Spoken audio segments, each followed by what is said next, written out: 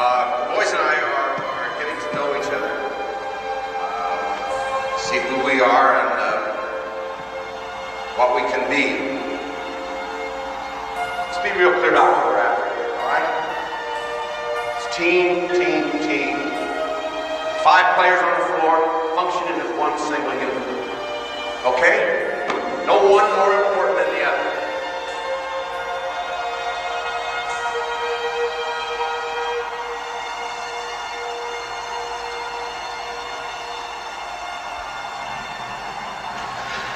I love you guys.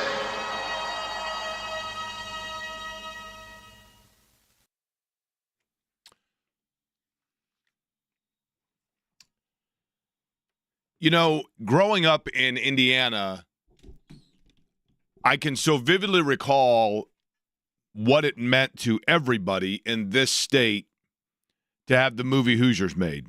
And, you know, it coincided with, obviously, a lot of great things that were happening with Indiana high school and college basketball at the time. And when that movie was released and then A Season on the Brink, there were so many things going on. But it was for me, and I think so many people, it was so special to see an A-list Hollywood actor bring to light for the entire world what basketball meant to us. And over the years, you know, obviously that movie, Hoosiers, is nearly 40 years old now. And over the years, I'm not going to say it jumped the shark, but I mean, it became a point within our culture, like from a talking standpoint, where I'm sure outsiders or people that were not from Indiana thought, boy, these people are obsessed over a movie that's decades old, which I totally understand. And I got a little of that fatigue as well, but there is no denying for me, and I have to speak, I would assume, for a lot of people. The opening scene, if you grew up in Indiana, and you don't even have to be a sports fan, you don't even have to be a basketball fan, you don't even have to know the story of the Milan Miracle.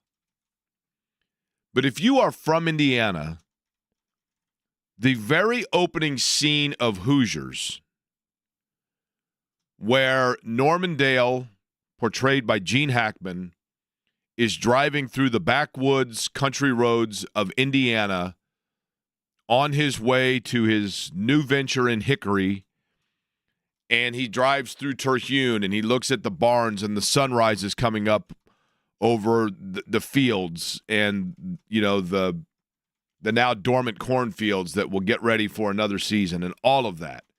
If you grew up in Indiana and you at any point in your life got outside of the city and drove through, a particular in the wintertime and during basketball season, that is, at times when you watch it, it is immediately sentimental. It's melancholic to an extent, but I think for so many people, it was so special to have Barbara Hershey and Dennis Hopper and Gene Hackman spend their time in our great state letting the world know what basketball means to us.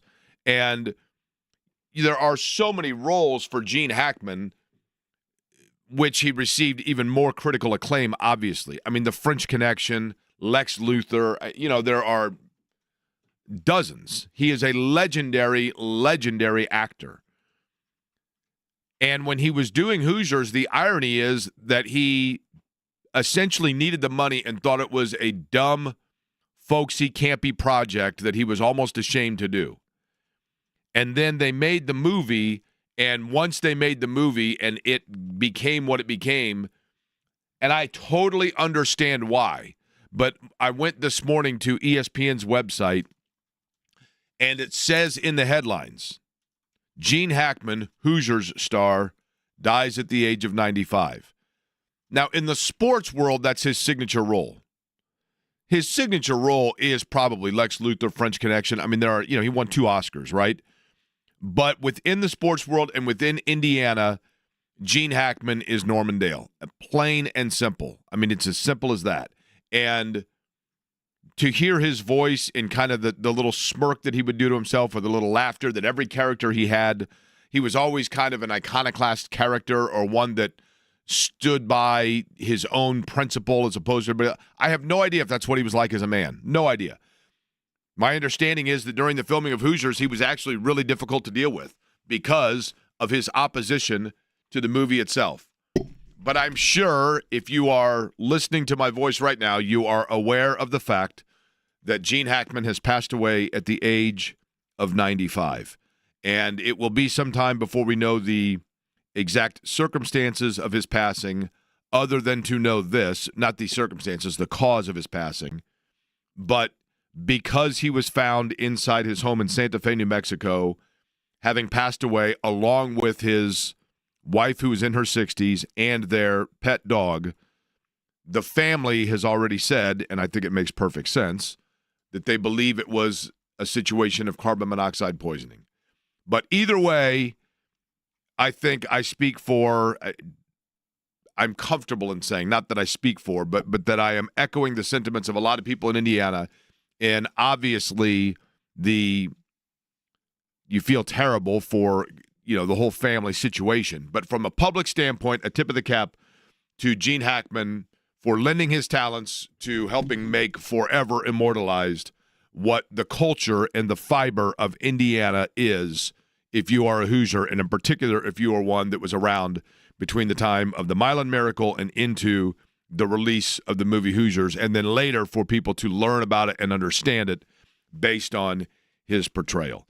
Good afternoon to you on a Thursday. Back in studio, Eddie Garrison, actually, it was a sentimental moment, speaking of that, when I walked in today because we're reunited. Peaches and Herb, cue it up. After being 2 days at the Combine, yesterday Shane Steichen on the show. Thanks to the Colts for facilitating that, as well as Chris Ballard and Lou Anarumo, who were made available to this radio station.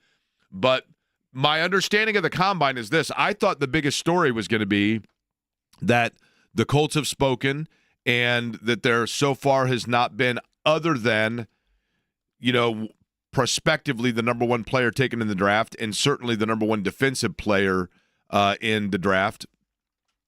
He has like a microfracture or some sort of a chip in his foot that could lead to the potential for surgery. But outside of that, the biggest storyline in the draft so far has been people shouting at each other at Starbucks. Isn't that right? That's right. That's right. Now, so let me get this straight if I'm understanding this correctly. And I think I know the Starbucks. I think I passed the Starbucks on my – I think. I don't know. There's a Starbucks on every corner, so who knows which one it might be. But my understanding is, and Eddie, you'll have to let me know the exact characters in play here because I saw it yesterday and I didn't write it down in front of me. Okay. But there are two national NFL writers that are – it's like turf wars. They're stepping on each other's turf. They're getting interviews the other one's not getting, or they're talking to somebody that they don't want to talk to, or they're contradicting one another or whatever else. And so they not only the coffee was hot, but the tempers of these two guys as well. And then Adam Schefter witnessed it. Is that right? I don't know if Schefter was the one that witnessed it. I hadn't read too much into it. I just saw that Jordan Schultz of Fox Sports and then Ian Rappaport of NFL Network had a little bit of a disagreement at Starbucks. Do you think it was over their order? Do you think one of them had too much chai tea, Eddie? Is that what happens to you when you drink too much of the chai tea? Do you get all hopped up on the caffeine? Or are you like Kramer at Java World? No, Jake. No. He started walking fast. Do you think that's what it was? No. Do you think now who were the players here again that were arguing with one another? Jordan Schultz. Mm-hmm. He is a insider for Fox Sports, NFL. Okay. And then Ian Rappaport, obviously, with NFL Network. Now, one of them. It was the Starbucks at the JW Marriott. Okay, it was the JW, huh? Mm-hmm. Do you think one of them was saying to the other, like, do you want a cafe latte? I can get you a cafe latte because I can drink all the cafe lattes I want. I don't want you to say anything to me about it. Is that what happened? Maybe. Yes, I'm drinking a chai tea. I'd like for you to get out of my way if you could. Jordan Schultz, I believe, is the one yesterday that had the report that Tom Brady was meeting with Matthew Stafford. In Montana, at a ski resort. I went to the Pacer game last night with Mama, and he just got back from a ski resort in Wyoming. And he said it was, and I said, how similar is that to like going to, skiing down in Brown County? He said, not close. Regardless, Jordan Schultz had that report, and then I don't think it was Ian Rappaport, but somebody pointed out they thought that because Jordan Schultz worked for Fox, there was an irony because Tom Brady, even though he works for Fox, is a minority owner of the Raiders, and that Tom Brady was talking to Matthew Stafford, and they thought that was tampering, which it's not because Matthew Stafford has been given permission by the Rams to speak to other teams, correct?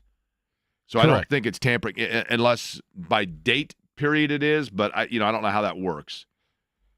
I don't know, Jake. I know players are allowed to, communicate with other teams if they've been given permission by the team that they're currently on to talk with other teams. You see, like, Tennessee's Harold Landry was given permission to talk with other teams around the NFL about, being traded to them. And then you've got the guy in Washington with the Commanders and Jonathan Allen and Cooper Kupp, Myles Garrett. I don't know on the Garrett front if he's allowed to do that, though, since Andrew Berry, the GM of the Browns, has come out and said that they're attempting to retain him and not let him go. So right.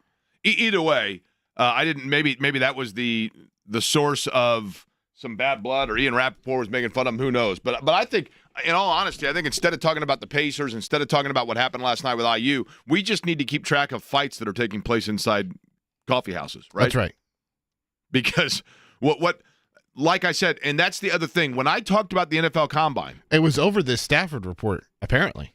Okay, so it was over that, yeah. Yeah, because Jordan Schultz said that Brady met with Stafford, and Rappaport's phrasing was that they ran into each other at said ski resort. So here's the thing that I failed to let everybody know about the Combine.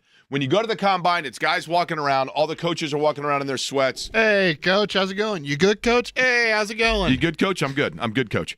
And then the one guy that thinks I'm Josh, right? The guy from the Jaguars that thinks I'm Josh. But then aside from that, it's all media people, mostly national TV people, in suits and then Nike Air Maxes. And you always have to be carrying a coffee cup. Everybody's got a coffee cup in their hand.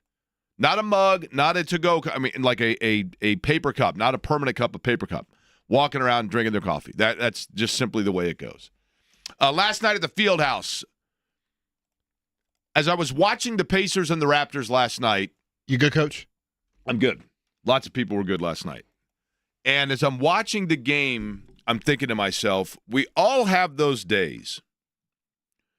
If I said to you, and I've said this to Shannon every once in a while, I get home and she says, so how was work? And I say, it was good. Or like on a Saturday, we're getting ready to go out to dinner and she says, what'd you do today? And I will say, I'll be honest with you. It wasn't a bad day at all, but it's one of those days that a month from now, I'm not going to remember a single thing about it. I laid around.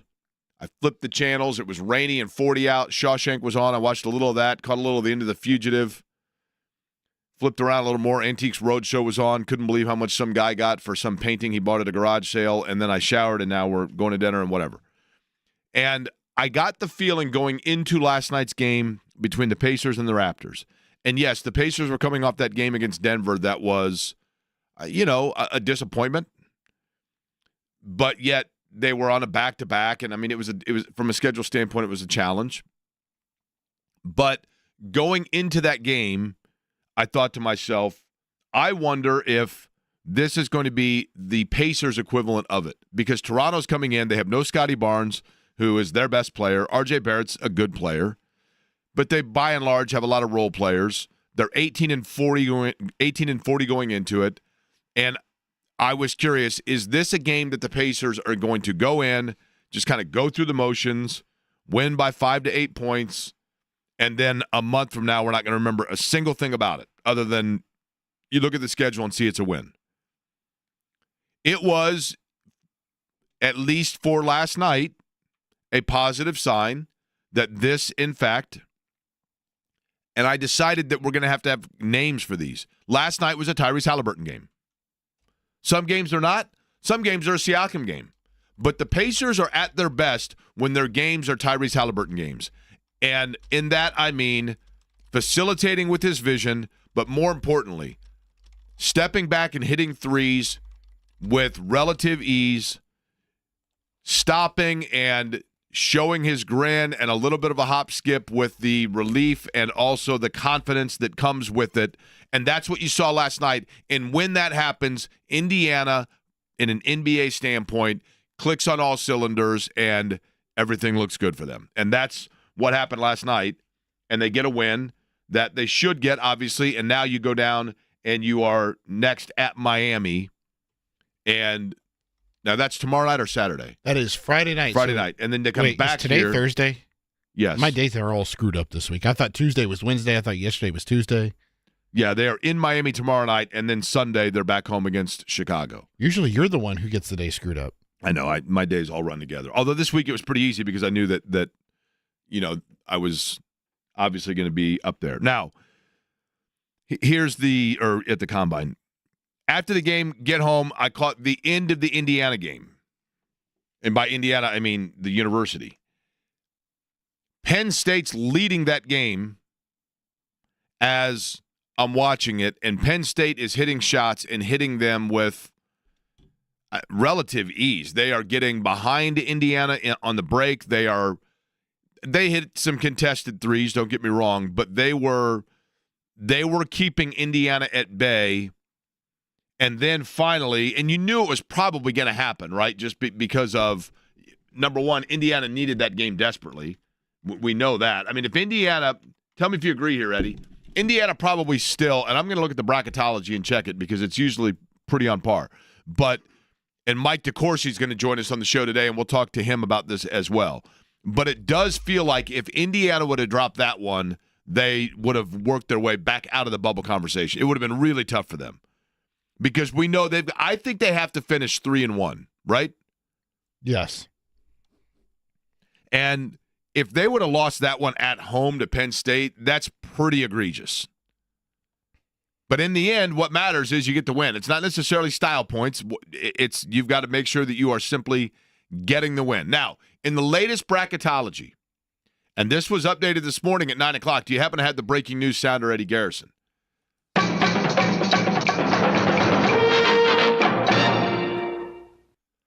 The latest bracketology from Joe Lunardi, who usually is pretty on point with his, I mean, obviously not with the matchups, but with his seeds, he is usually pretty dialed in. He's usually got like 66, 67 of the 68 teams.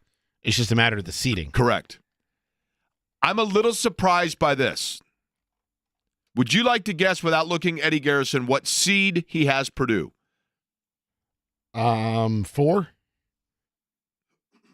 That is correct. Bless you. Thank you. When I raise my hand, it means, oh my gosh, Phil time, I'm about to sneeze.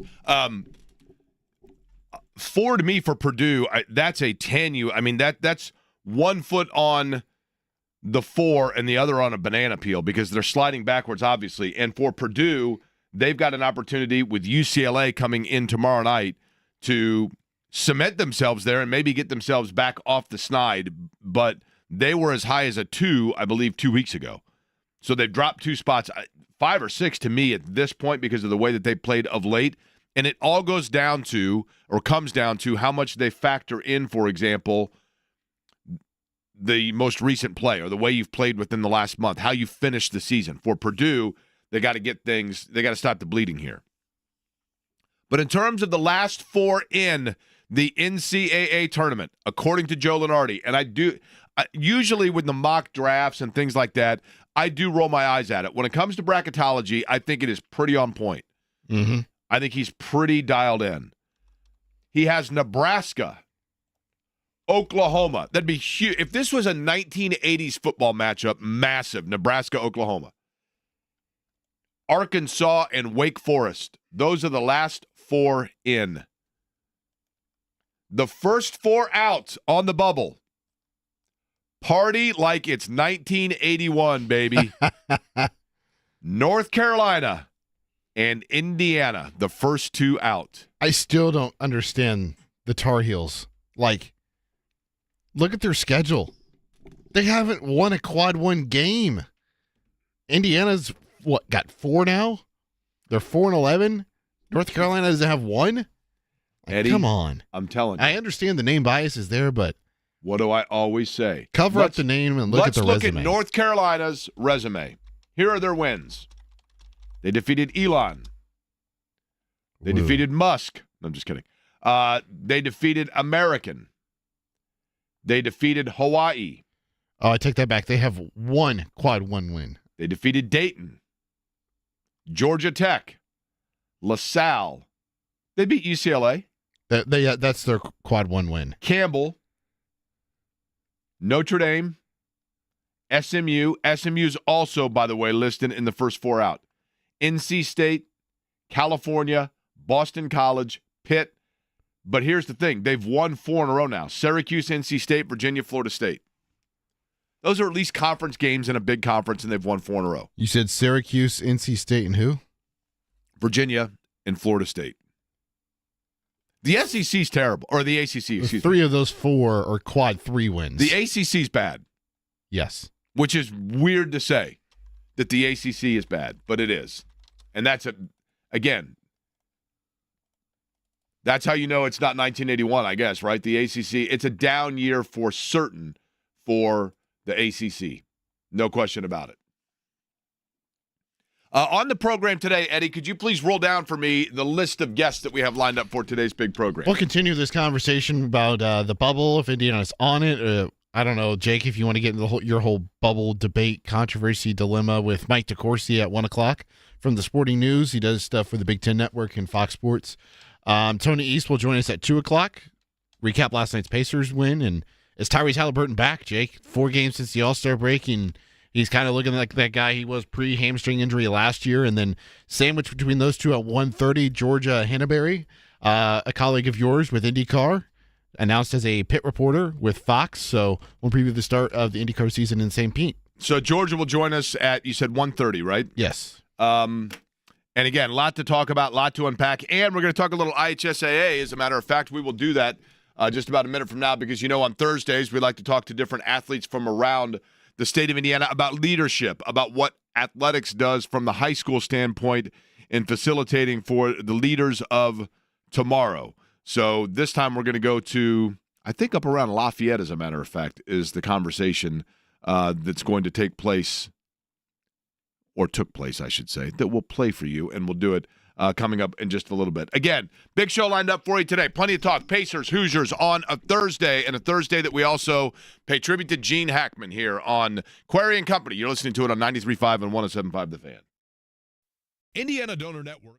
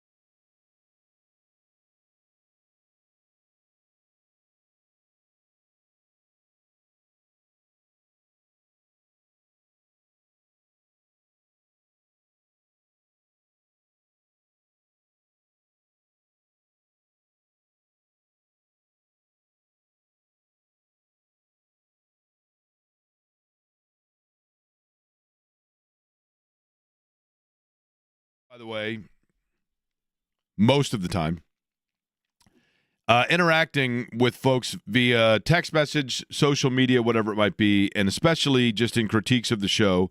Yesterday, the interview with Shane Steichen. I thought on social media that Scott seemed a little bit unnerved. He seemed angry here. Let me see if I can find. Okay, Eddie, I'd like for you to let me know. You know, you tell me, and folks can certainly feel free to tell me. After my interview with Shane Steichen, you people make me sick. You know that Ballard didn't have like 20 comparable quarterbacks to pick from. It was either Anthony Richardson or Levis. Why are you framing it like they had choices? You would have spent the entire season dumping on Ballard if he did not draft a quarterback in round 1 that year. Do you have no shame? Somewhat fair, and I'll answer to a little more of that. It says, I know you don't understand this, but when you discuss something with someone who has a different viewpoint and you don't learn anything from the other person's arguments, then they are probably wrong. I've learned nothing from you. You simply don't have context or knowledge in the area. It's a great example of what I mean to say sports media is failing us. I don't know what – here's the thing with the situation yesterday and talking to Shane Steichen. I thought Steichen was very cool, by the way. And when I asked him in the 2 questions that I understand that Scott perhaps, if you really read through and try to navigate through all of that, I think what Scott was saying is that he had exception to me asking, did they properly vet Anthony Richardson, and are they as comfortable with Anthony Richardson as they were a year ago? And those sound like very critical or accusatory questions. But 2 things come into play here. Number 1, the combine is a busy time, and the players involved, and when I say players, I don't mean athletes. I mean the dignitaries involved, coaches, general managers, scouts, whatever. You know, their time's pretty compacted in. So I knew that there was a limited time with Shane Steichen, so you kind of had to get to the meat of the matter. You got to. People are wanting to hear Anthony Richardson, whether we like it or not. Anthony Richardson is the storyline of the Colts 2025 Combine, because when they start the Combine availability from a media standpoint, with Chris Ballard saying, "Look, this is now an open competition, and we not only are looking for competition for Anthony Richardson, but in addition to that, we're open to." Not just competition to kind of push him, but competition to potentially find another starter. Is he didn't close the door on that. And when you are saying that about somebody that you drafted 4th overall within the last 3 years, then that opens the door for question. Now, here's how Shane Steichen will begin. We'll just play both of these here. This is because when Shane Steichen walked over, and he was very cool. He's a very nice guy. And you know, I don't know him well. I'm not going to pretend that I do, but I know him just professionally speaking. And he came over and was very cool, and we talked for a few minutes during the commercial break, and that's when they said, hey, you know, unfortunately, we got a tight schedule here. And I said to him, then I'm going to get right to it. And he was cool with it. So we were talking in the break about, and when I say in the break, I mean in the commercial break for 90 seconds or so, I just asked him, hey, so what do you most like about the Combine? And he said, you know, it does give you a chance to sit down with prospects and talk to them and get an idea of where their head is, what their body language is, what what kind of person they can be. And when he was saying that to me, all I could think to myself was, it was not me. It was not James Boyd. It was not Kevin Bowen. It was not anybody from it was not Joel Erickson. It was not Stephen Holder. It was none of us who publicly said that Anthony Richardson's maturity needed to be evaluated. It was none of us who said that Anthony Richardson's overall understanding of being a franchise quarterback needed to be evaluated. We said those things because that's what the Colts told us over the course of the regular season and over the course of the offseason. Now they have said to us, We need to light a fire under this guy and let him know what it requires to make him a franchise quarterback. Doesn't mean he's a bad guy. Doesn't mean he's even an immature guy. Means he's a naive guy to some of the expectation and some of the commitment and some of the requirements. And so I was genuinely curious, are those the kinds of things that you anticipated you may have to deal with based on the limited exposure you had to him that you tried to get the most information out of during the combine when he was going through that process? And this is how that sounded. We did our due diligence there. Obviously, we did a private workout with him, spent a lot of time with him, brought him in, vetted, called coaches that he was with, coaches that I knew that had coached him, going through that process. And I think you got to turn over every rock, to figure out that person and obviously get to know him through that process, I think is a big part of it. So then the next question became, are you, and I didn't expect Shane Steichen to say not really, but because of the conversation now of the quarterback is an open competition, does that mean that their confidence in Anthony Richardson has wavered? Because if you go back to a year ago, it was we're handing him the keys and let's go. He is our quarterback.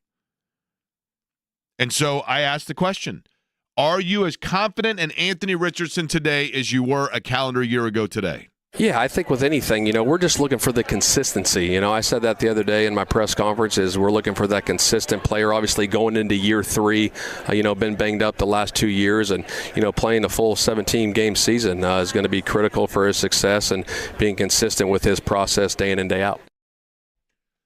There was a lot of, for sure, and I'll give Shane Steichen credit. I mean, he's no fool, right? There was definitely a lot of coach speak in it. But it seems to me with Anthony Richardson, and I'm going to go back to this, this is the hard thing about it. I think the really hard thing for Anthony Richardson is the fact that he is so naturally gifted that he has not probably had to. There are a lot of guys that, because they're 5'11" and not 6'2", 6'4", because they're 210 and not 275, they've got to avoid rush more so. They've got to look to different areas on their checkdowns because they can't see all the way downfield, whatever it may be. And then there are guys that just are so naturally gifted that at any time they can tuck and run and it's a 12-yard gain. At any time they can stop and just let it fly for 65 yards off their back foot and throw a touchdown. Richardson's been able to do those things. And when you have those natural gifts, sometimes that comes at the cost of the dig down deep preparation that other guys have to go through while coming up the ladder into the NFL. And yes, most quarterbacks in the National Football League have been naturally the best player on the football field for their entire career. One would assume that Will Levis, one would assume that Jalen Hurts, one would assume that Dak Prescott, when they were in middle school, were bigger and stronger and faster than every kid out there. One would assume that when they were in high school, there's a reason why they were a quote-unquote 5-star recruit that was a can't-miss prospect and they got a full ride somewhere. But they also still, at some point, reached a point. Jalen Hurts is a prime example. Jalen Hurts is playing in the national championship game. To me, if you wanted to know the biggest telltale on Jalen Hurts that he was going to be a very good NFL quarterback, it came with one pan of a camera. If you watch the national championship game between Alabama and Georgia, where Jalen Hurts is the starter, Jalen Hurts is in the game, it's a tight game, Alabama needs a spark, Nick Saban pulls Jalen Hurts and Tua goes in, Tua completes an unbelievable pass to win on walk-off fashion the national title. There is nobody on that sideline that was more supportive, more enthusiastic, more excited than Jalen Hurts. And yes, I know he transferred for his last year once he knew that Tua was going to be the starter. But in that moment, and we have seen quarterbacks that get pulled and even in a win sulk. In that moment, Jalen Hurts cared about his team. I'm not saying Anthony Richardson didn't have that inherent within him or built within him, but Anthony Richardson, because of his athletic gifts, has been handed keys probably prematurely before he had gone through driver's ed at every level. That's not Anthony Richardson's fault, but it's reality. When he was in high school, he didn't get a lot of great individualized coaching, I don't believe. Not because the guys that he was playing for didn't care about kids. They just didn't have the resources. He wasn't playing it. Bryce Young was playing a national schedule, flying all over the country, playing for, the top schools in front of 6,000 people in high school. Anthony Richardson was playing at places that you looked at it and it looked like a rec club. And he didn't play a lot because he was hurt. Then he goes to Florida, and he doesn't get a lot of starts, but he's handed the keys to the University of Florida because of his athleticism, his size, and et cetera. And then he gets into the NFL, and I think if you really put truth serum in Chris Ballard, and I'll give Chris Ballard credit because more often than not, that's kind of what he speaks with. We analyze, and we break down, and we decipher, and we encode everything that he says, but then once time passes, we look back and go, he was actually kind of told us what was exactly going to happen. But if you put truth serum in him right now, I think he would tell you he regrets handing the keys to Anthony Richardson too early and not making him work for it. And not bringing in a veteran right away that was going to – and Gardner Minshew did a really good job. But Gardner Minshew wasn't handed the keys until Anthony Richardson couldn't go anymore because of the injury. And so they both knew going into it. Richardson knew. He didn't have to look over his shoulder. And when you look over your shoulder, what do? You start – whether you believe it or not, whether you think you have to do it or not, you do something that then pays off in the long run. I'll tell you what that is and let you know where Anthony Richardson and the Colts most erred. The Colts failed him in one area, and as a result, he's failed them back. I'll tell you what that is, and we got Mike DeCourcy coming up at the top of the hour. Georgia Henbery, 1:30. Big show lined up for you here on The Fan.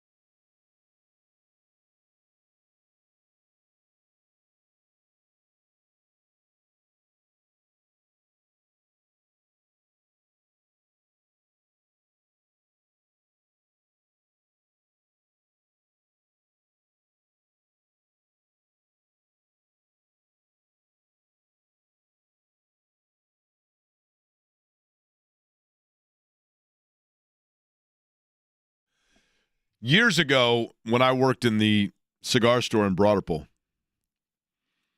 there was a bagel place around the corner. And what the morning bagel guy, the guy that would come in the morning and make all the bagels, when we would open at 10 a.m., he would, because he got there at like 4 a.m. or something to get all the bagels ready for the day. And he would come in at like 10:30 when his shift got over with and go through about a half a pack of Camel Red cigarettes while complaining about his job at the bagel company. And he had an underbite, so he talked like this, kind of like you with the chai tea, Eddie. And as he was blowing out his Camel Red cigarette smoke, he would always say, my boss comes in, I just slang like 3,500 bagels, and he just stands there, and I'm like, dude, you got to lead by example. Just lead by, don't tell me what to do, lead by example. And while it was funny, there is an element of lesson that I got from it of the lead by example. And I think the Colts erred a bit, and I think they would tell you they erred, and not with Anthony Richardson bringing in a quarterback that was leading by example. And I'm not saying that Gardner Minshew didn't do that, but it's different. If Gardner Minshew had come in and very early on the Colts had said, this is an open competition, is going to be all year, and we have a guy in Gardner Minshew that's had success in this league, that was a good quarterback in Jacksonville within the division, and has bounced around a little bit, but he wants a chance to show that he can be a winning starter in the NFL. Then Gardner Minshew right away is going to, and I'm not saying he didn't do these things, but there's a difference between kind of going through the motion of it and doing it because there's an end goal.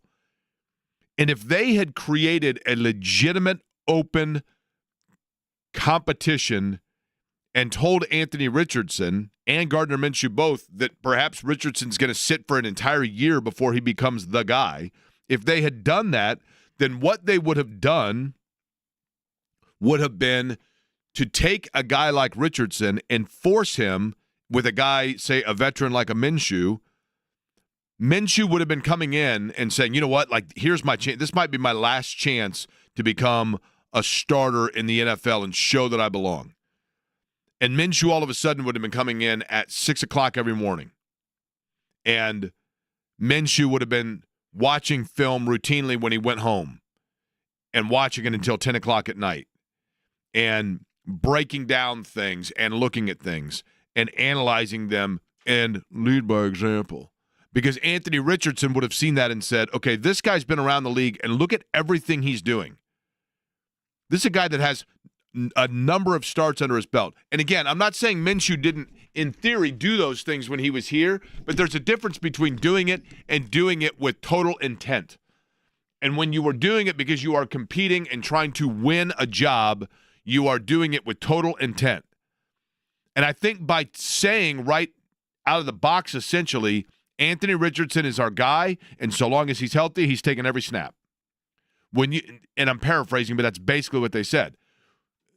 Then, if you're Richardson, yeah, sure, he's in the building. Sure, he's in the meetings. But it's different.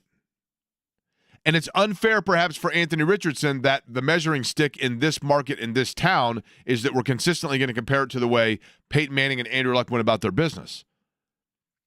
But Peyton Manning gets his big contract as a rookie. Peyton, you just got all this money. What are you going to do with it? I'm going to earn it. And first guy in the building. When Peyton Manning walked through that building, I'm telling you right now, when he walked through that building, he was like E.F. Hutton, man. When he talked, people listened. And when he walked around the corner, everybody stopped to see what he was, the alpha. What he set the tone. Andrew Luck. What did players said about Andrew Luck? That Andrew Luck loved having plays that would go under like 3 different names for the same play, so that he, when he would come to the line, could call out a play and then audible to this, basically the same play. The defense is getting thrown off and they're making switches, but you're staying with the same play. Or, for that matter, running the same play with different formations and knowing, okay, I'm going to throw a slight out here to Dwayne Allen, but we're going to line it up completely differently than we did the last time we ran that play. and having multiple looks for multiple names for multiple plays. Shane Stockton called it window dressing yesterday. Yeah, that's the kind of stuff. And the problem with Anthony Richardson is that he was allowed to get away with the preparation being somewhat window dressing. And I'm not damning him for it. I'm not. He didn't have the Colts failed him in not presenting to him the right way that he should have been going through it. And then he failed them and being naive at no fault of his own to not grasping that there needed to be more. And it's still, there's time to recuperate it. There is. The guy's got a ton of talent. He's young. But it does seem to me, as I mentioned yesterday, it seems to me like the Colts are now beginning to prepare us for, opening the door towards, and letting light glimmer through to the fact that they are turning the page. Not necessarily completely on him, but on the period of time where he is the definitive, absolute starter. It does feel like that's where they are. Now, let me tell you one guy I feel bad for. After the show yesterday, I walked around through the player area where the players are being interviewed. You see the podiums, you see it on TV. Mm-hmm. And for those that are unaware, the players come out and they have this little podium, okay? And this little podium that they have, they are wearing a sweatshirt that, give me a position off the top of your head, Eddie. Tight end. Tight end. So if you're a tight end, you are assigned a sweatshirt, a number for the combine. Mm-hmm. So give me a number 1 through 250. 142. 100 and what's that? 42. Okay. So there somewhere is a tight end that has a sweatshirt that says TE 142.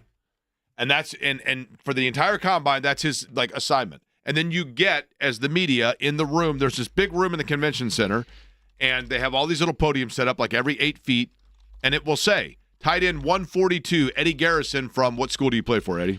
Let's go with Iowa, tight end U. Okay. So Eddie Garrison, TE 142, and you wear your little gray hoodie that says TE 142, and they know that you're going to be speaking at 2:30. And everybody's like, oh, man. You know, the Des Moines station's here, and then there's rumors. The Arizona Cardinals are hot and heavy after you, so the Arizona contingency's all there, and they all want to talk to Eddie Garrison, tight end 142. And you stand at the podium, and when those guys are speaking, and the podium looks like the little apple cart you see, or the little lemonade stand. Mm-hmm. And it says NFL Draft above it. And you just stand there, it's got a little microphone, and everybody stands around, and they ask you questions. So you sit there and you answer the questions. Well, yesterday I got done and I walked around, and there was one guy that was doing his session. It must have been 310 or whatever. One guy. DB 205.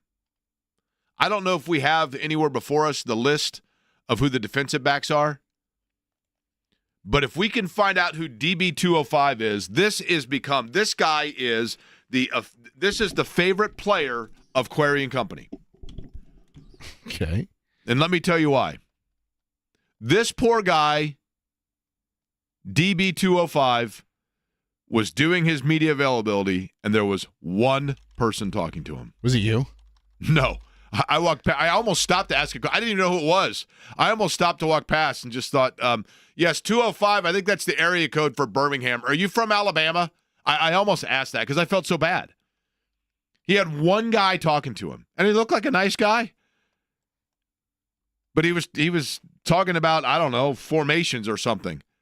And he said, I think I can play those things. You know, I'm willing to do whatever I have to. There's one person talking to him. And the guy talking to him also, I mean, he you know, probably in his mid-50s. I have no idea where he was from. I should have asked him also. But I'm pulling for this guy. I hope it becomes Mr. Irrelevant and he becomes like an all-pro player at safety and whatever else. DB205 that should be the name of the show. Another member of the company is DB205. You said what time was this? 3:10? Are you looking right now? I'm looking at the player media availability. From yesterday? Yeah.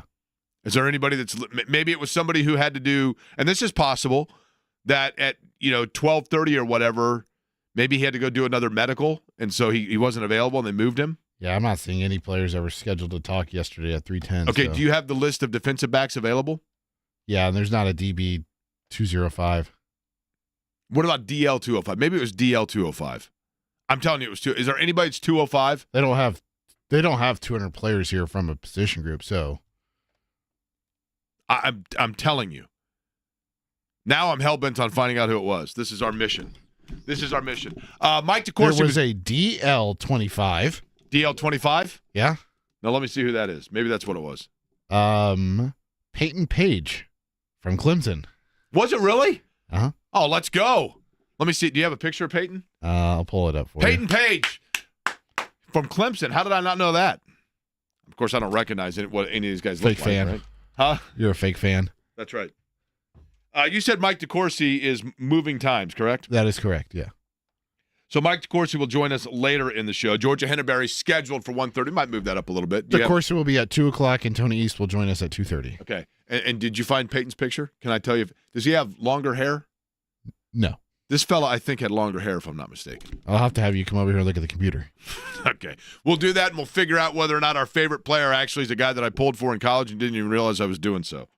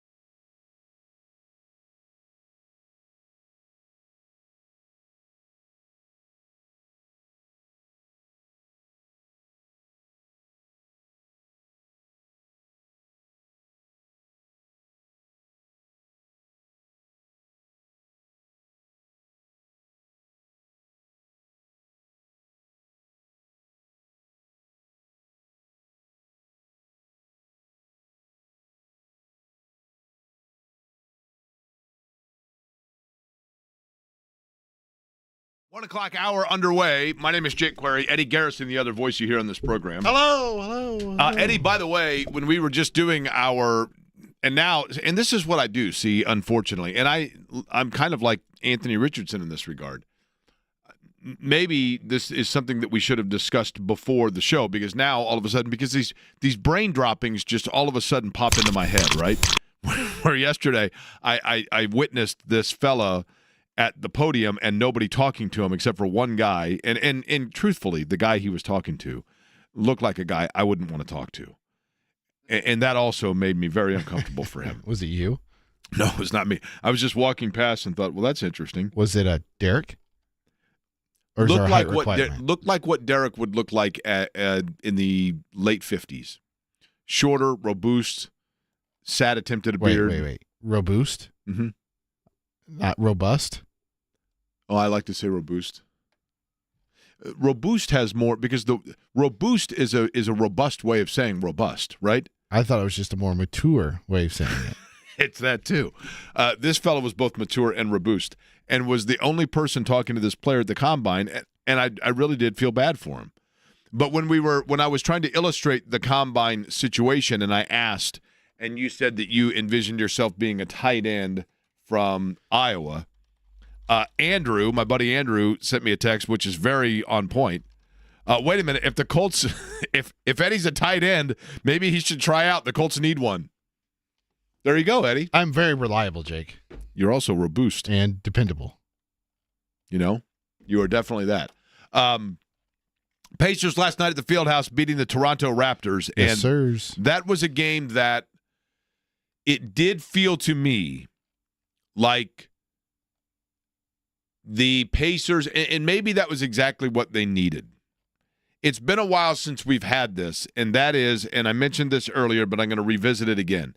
That was a Tyrese Haliburton game. Mm-hmm. And the Pacers need Tyrese Haliburton games again. We saw it last year, really heading up to the point of the All-Star break, and then obviously at times throughout the postseason. But I think you asked an interesting question, Eddie, which is a very valid one, which is when you look at the season for the Pacers and notably the season of Tyrese Haliburton, here is a guy going into it that we knew had a max contract, has all the things that you want out of a franchise player. He's an engaging personality. He is unselfish on the floor. He has, in Indiana, it's probably important for this that he has this kid-like persona because he loves playing the game, and we in Indiana love that because we love the game, etc. Mm-hmm. Footloose and fancy-free. But what we saw during his, I'll go back to saying when he was in the zone, is Tyrese Haliburton was able to break through once he came here from Sacramento by not only having incredible vision and having this unbelievable assist-to-turnover ratio, but in addition to that, being able to almost willingly score, and most importantly, from behind the three-point line. And I think the reason why he was able to score from behind the three-point line and be so effective there is because he had such a naturally quick first step that teams figured out if we get too close to him, he's going to go right around us and either do as he does, like a teardrop or a layup, or obviously get it right around us and then penetrate and kick it out to any of the different people that he wants to get involved, whether it be Siakam, whether he kicks it out then to Nembhard, whatever it might be. And so they were playing him closer, and then he had the injury with the groin. He had the hamstring as well. But if you remember that uncomfortable and awkward slide he had that I think led to the groin injury that really sidelined him, in addition to the back. And he just seemed to lose that step where then teams were saying, fine, we're going to just completely play off of you and let you shoot from the outside. And this does happen to shooters, crazy as it sounds, sometimes the hardest shots to hit, I think Austin Crosher once told me, The hardest shots to hit are the ones when you are wide open. You're just standing there and you've got a second to stare at the rim and you're like, and then you start thinking through your mechanics as opposed to just doing it. And that became, I think, in his head where all of a sudden, and you can kind of see it when he squares up and whatever else and has time to look at the basket. His shot is a little unorthodox as it is. It seemingly is when he's like step back and pulling the basketball from the dribble position down, and that because his shot is kind of unorthodox. And when he's setting up and he is starting from the midpoint of his body, he's kind of shot putting the ball up there. Whereas if he's coming up off a pull-up dribble, the natural flow in the movement of his body and his arm all the way through is forcing it to go upright straight, and that's when he's a better shooter, truth be told. But because people were laying off of him, he was squaring it up, and I think squaring up his body and his elbow where it was not as effective. Now, seemingly, and last night is a prime example, he goes 12 of 15 from the floor and 7 for 9 from three-point range. A lot of those were those threes that he's hitting where he's doing it within rhythm of movement and like boom, boom, boom. And that's when you see him doing, you know, the skip and the smile and the old, it's like the old Tyrese is back. The question is, and I hate to use the word back because that's one of the areas where we've wondered about him from a health standpoint, is that strictly because what we saw last night was finally a healthy Tyrese Haliburton? Or is this the anomaly game and one where, yeah, he was in rhythm, but then because in the past, a year ago when he was a starter in the NBA All-Star game, the reality is, Eddie, he was doing this consistently. We can't have last night's night be the anomaly and be the big storyline. It needs to happen consistently. Look at the 4 games since the All-Star break. He's averaging 25.8, 11.8 assists, shooting 63.2% from the field, 52.6% for three-point range, and averaging 2.5 steals a game. Like, he has been the player that he was prior to the hamstring injury, and Pacers are 3-1. He's got 3 straight double-doubles. I know people, were bringing back my tweet from, 3 weeks ago where I pointed out that he hadn't had one since January 10th. And we're like, hey, go back and look at these comments. Where I'm like, dude, I was just pointing something out. Anyway, but he looks more like himself. He's within the flow of the offense again, and it was nice to see him make those shots early because he had not been a guy, at least in various points in majority of this season, where he was making shots and taking shots early in the game. And when he was, the Pacers were really effective. Siakam has struggled since the All-Star break. He's only shooting, he's below 43%, and he's below 30% from 3. And Tyrese has stepped up in his place. And last night was a game where everyone besides Tyrese was meh, and Tyrese was great.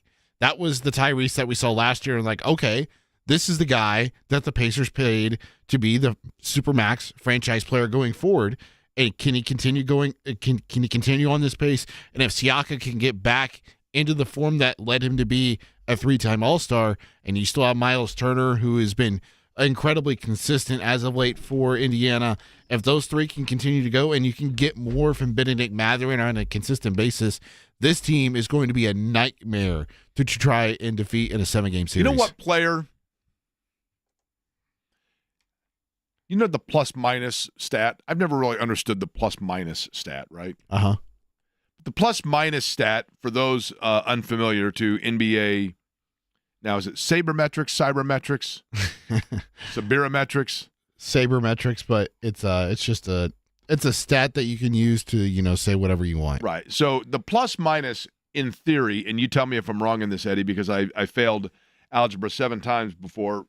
Thankfully, my tutor Terry helped me out and got me through to finally finish that white whale and catch it. But my understanding is the plus-minus simply keeps tabs of the composite score when that player is on the floor, whether his team is plus or minus in the total points in the minutes that they're playing, right? The score in which when they're on the floor, right? Yes. So, like, for example, last night when Obi Toppin was on the floor, the Pacers outscored the Raptors by 2, so he was +2. Okay. And there's a little bit of it can be a misleading stat because you don't know the circumstances in which a guy's in. You don't know who he's out there with. Correct. Now, having said that, I don't know this cumulatively, But when I look cumulatively at the Pacers roster, the guy that I would assume has the best, and again, I don't even mean numerically, but the guy that seemingly has the most plus factor to him, that has an energy that when he comes in seems to, even when no one else has it, kind of lift things and usually makes a play. There was a guy that played for Indiana years ago. My dad would sit, when I was a kid during IU games, my dad would sit with a scorebook and keep track of the score. Mm-hmm. And somebody'd hit a shot. And my dad was able to usually keep this until at least the first 5 minutes of the second half, and then like he would lose interest, or he will have missed 3 plays or whatever else, and then he would. So if you want to know the cumulative box score for the first 60% of any Indiana game from 1980 to 1993 or 4, I've almost assuredly got them. And baseball cards, right? And baseball cards and helping find cats. So, but my dad would do that, and he pointed out to me one time, there was a guy that played for Indiana who was a really good Swiss Army knife type player named Steve Isle. And Steve Isle played in, I can tell you, he was a freshman in 85, and he played 85, 86, 87, 88. I have the answer to your question, by the way. What's that? I have the answer to your plus-minus question. Okay, well, so let me get to that, because this is the point I'm making. Steve Isle, when he would come in the game, my dad would always say, watch, Steve Isle's going to get the first rebound as soon as he comes in. And sure enough, every time that guy came in, the first rebound that was available, it was always Steve Isle that got the rebound. He just had a knack for that. He had an energy about him that he would bring when he would come off the bench he was just a really, really good player. And there is a player for the Pacers that I don't know statistically whether or not this player has the best plus-minus on the year because of situationally. But the guy that, to me, has the most positive impact in the fact that he's like Steve Isle, that when he comes into the game, more often than not, as soon as he comes in, he does something positive. And the thing that I think of more often than not that he does positive is intercept a passing lane and not necessarily get a steal, but deflect a pass that then leads to a fast break. Or step in defensively and get a key interruption of the other team's best penetrator. Or hit a key 3 when you least expect it. And I'm going to guess that this player is not in the top 4 or 5 in the plus-minus, partially because of the situations in which he's on the court, but I think he has the greatest plus impact when he comes in more often than not. And it takes the least amount of time for him, better way of saying it, to make an impact upon entry of game. Now, having said that, I have, and we're going to do this like the amazing Kreskin, I've written down my player that I believe this to be. I can actually show it. Eddie, if you'd like to close your eyes, I'll show this to the YouTube audience and let them see who my pick is, if they can read. Reminder, you're on that camera up there. Okay, sorry. They may not be able to see. I'll bet they can't read that. Do you want me to switch it then? No, yes, if you could switch the camera for the YouTube audience for both people that are watching currently, that would be helpful. I would like for you, now that I have mentioned the player to the YouTube audience, Eddie, you can uncover your eyes. Please tell me the player with the best plus-minus for the Indiana Pacers. We're going to see how strong my observations are. Pascal Siakam. Okay. And it's a 62-point difference. How about of non-starters? Non-starters? Yes. Because I think you have an advantage when you're the starter because you're on the floor with all the other starters. Okay, so let me ask you this. Where does Benedict Mathurin qualify into this? Because he's been a starter for most of the year. Yeah. And same for Aaron Nesmith. I would say, I hate to say this, the starting 5 with Nesmith and Mathurin kind of being combo, yes. Okay. So then you're looking at Ben Shepherd. Okay. I could see that. I could definitely see that. Not the guy that I came up with. I figure, yeah. Obi Toppin. You don't want to know his plus-minus. It's probably not good because I think he's put in Obi Toppin, and here's why. Minus 84. Okay, and to me, that's a positive, and let me tell you why. Second worst. You know why that is? It's because in situations oftentimes when they have a roster or a group on the floor that is struggling, he's the guy that's brought in to try to stabilize it and bring them back. And I think he does. Yeah. But he's in there, he's being put in there with guys, and so he kind of bridges from that group, gets things going, gets things jump-started, and then you bring the starters back in once things have kind of been stabilized a little bit. Mm-hmm. But I'm telling you, I think he makes – that's why I said with that stat, I don't totally understand it. Yeah, that's why it's silly. Because it's a little bit misleading, right? Yeah, he's minus 84, and everyone hold your breath when I say this. Jarris Walker is minus 142. Yeah, it's tough. And now, granted, a lot of the minutes for Walker lately have been in mop-up time at the end of games. Yeah, like what's Johnny Furphy's plus minus? Minus 21. Of course, there's not a whole lot of sample size there, right? No, Furphy has played in 37 games. What Pacer player do you see yourself as, Eddie? I go with T.J. McConnell, like Scott Agnes said. You're T.J. McConnell? Oh, yeah. Okay. What about you, Jake? What do you see yourself? Miles Turner? That's probably right. Yeah, I'm the oldest, right? Well, not only that. I mean, he's not the oldest, but he's been around a long time. Yeah. He's mellow. He's cool. Oh, are you saying I'm mellow and cool? Now let's be honest. Go ahead and give, if you could, for the listeners of this program, a glimpse behind the curtain as to I'd like you to elaborate on the mellow part. You don't yell at me. Okay? We don't get into heated discussions. We don't get into any discussions. Well, I'll pull up our text messages from 2 a.m. last night. True. Okay, and then cool. So you think I'm cool, really? Yeah. I like that. For a guy that's 52 years old, Well, yeah, you're thanks. pretty cool. Yeah. I do wear Pumas. Last night, Penn State was cool down the stretch. Back. What's that? Those are coming back, by the way. They never left. Puma and New Balance coming back. Puma never left. Yeah, it did. Kind of like N1. No, okay, hold on. No, Puma, here's the thing. Puma never left.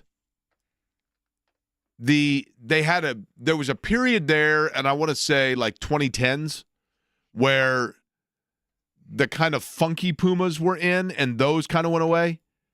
But the Pumas that I'm wearing right now, for example, just the Puma Californias have never gone away, right? And I would hold them to the camera so you could see, except for that I haven't cleaned them lately.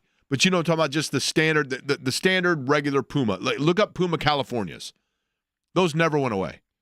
It was the white leather with like funky stuff all over them that looked like kind of like racing shoes. That had a big push in the early 2010s. I think those kind of went away. But I don't think that the Puma Californias ever did. Just the standard black Puma with white on the sole. Yep. Those never went away, right? Classic. Perhaps not. Yeah, they're classics. But either way, last night Penn State down the stretch did cool off. They shot the ball. Man, I'll tell you what, with 7 minutes to go in that game last night, I thought Indiana's in a world of hurt here. And if Indiana is to lose this game, Indiana is going to find themselves right back off the bubble that they played themselves onto, and they now find themselves in a position with North Carolina, basically, those two being, kind of 1 and 2 of first ones out in the NCAA tournament. And if Indiana had lost to Penn State at home, it would have been really tough. Because I think you cannot rule out the possibility that they struggle at Washington. And Washington's not very good. Washington's really not good at all. But if you go to Washington and you lose, you can maybe get away with that if you come back then and you still beat Oregon on the road, and then you come back and close with Washington and you get a Big Ten win. I think you're right still in the conversation. You lose to Penn State and at Washington, you're done. But when they needed it last night, Galloway hit not one but two back-to-back threes, got the crowd back into it, and then and Indiana then was able to go back to what they should have been going to or getting consistently, and that was higher percentage shots inside and holding off Penn State. I thought their perimeter defense really lacked last night. Penn State, part of it was just sometimes guys just hit shots. But I thought Indiana's perimeter defense really struggled last night against Penn State until finally when Galloway hit those 2 threes and the crowd kind of got into it, and then water just found its level, and Indiana was able to get away with a win. Now, Purdue, on the other hand, we talked about it earlier. In the latest bracketology, Purdue finds themselves a 4 seed. That seems to me to be almost optimistic. And I think it speaks to the quality of their schedule and what they were able to do up to this point to kind of soften the blow of the losing streak they're on. But they get a chance to really right the ship with UCLA coming into Mackey Arena. And UCLA spaces the floor really well. And they get themselves in high percentage, areas really well. But Purdue has just really struggled, obviously, and a big part of it is just their interior defense has gone completely soft, almost non-existent, and they're going to have to do so. They're going to have to get that figured out, obviously, because you drop to UCLA again, you keep sliding. Now, Purdue has no danger of being bounced from the tournament. Don't get me wrong about that, but I do think that they are in a situation where it's a big one for sure when they host UCLA. That'd be a cool game to go to, would it not? Purdue and UCLA. There's some history there, right? Yeah, it'd make up for your. Nope, that was Oregon. Sorry. I got my picture with the duck. Yeah, that was a successful trip strictly because I got my picture taken with the duck. Right? I know. Did he Duck talk to you at all? Duck was a little quiet, but what was cool? I mean, the duck was cool. It's a fabulous picture, is it not? Yeah, you look like a professor. Why? Because I had glasses on? Well, just the whole get up, the fit, the glasses. I had on a Purdue hat. Do professors wear Purdue hats? When they're out in the public, sometimes they do. Listen. I still can't figure out who DL or DB205 is. I'm telling you. There's got to be footage yesterday. I mean, how do we find out who was speaking yesterday? Can somebody with the Combine let me know who was the only player that was doing media availability yesterday at 3:05? Somebody let me know. Because the poor guy was standing at the podium and only one person was talking to him, and now that's become my favorite player, and it's an underdog story. Right? Fox has named its new IndyCar broadcast in totality. You've got Will Buxton, who is going to be the anchor of the broadcasts. Then you have in the booth with him Townsend Bell and James Hinchcliffe. In the pits, our friend Kevin Lee, who, of course, you hear on this radio station with Trackside. Jack Harvey, who's a great dude and former and still active race car driver, but obviously now sliding into the pits. And the next guest of this program, Georgia Henbery, joins us on the other side.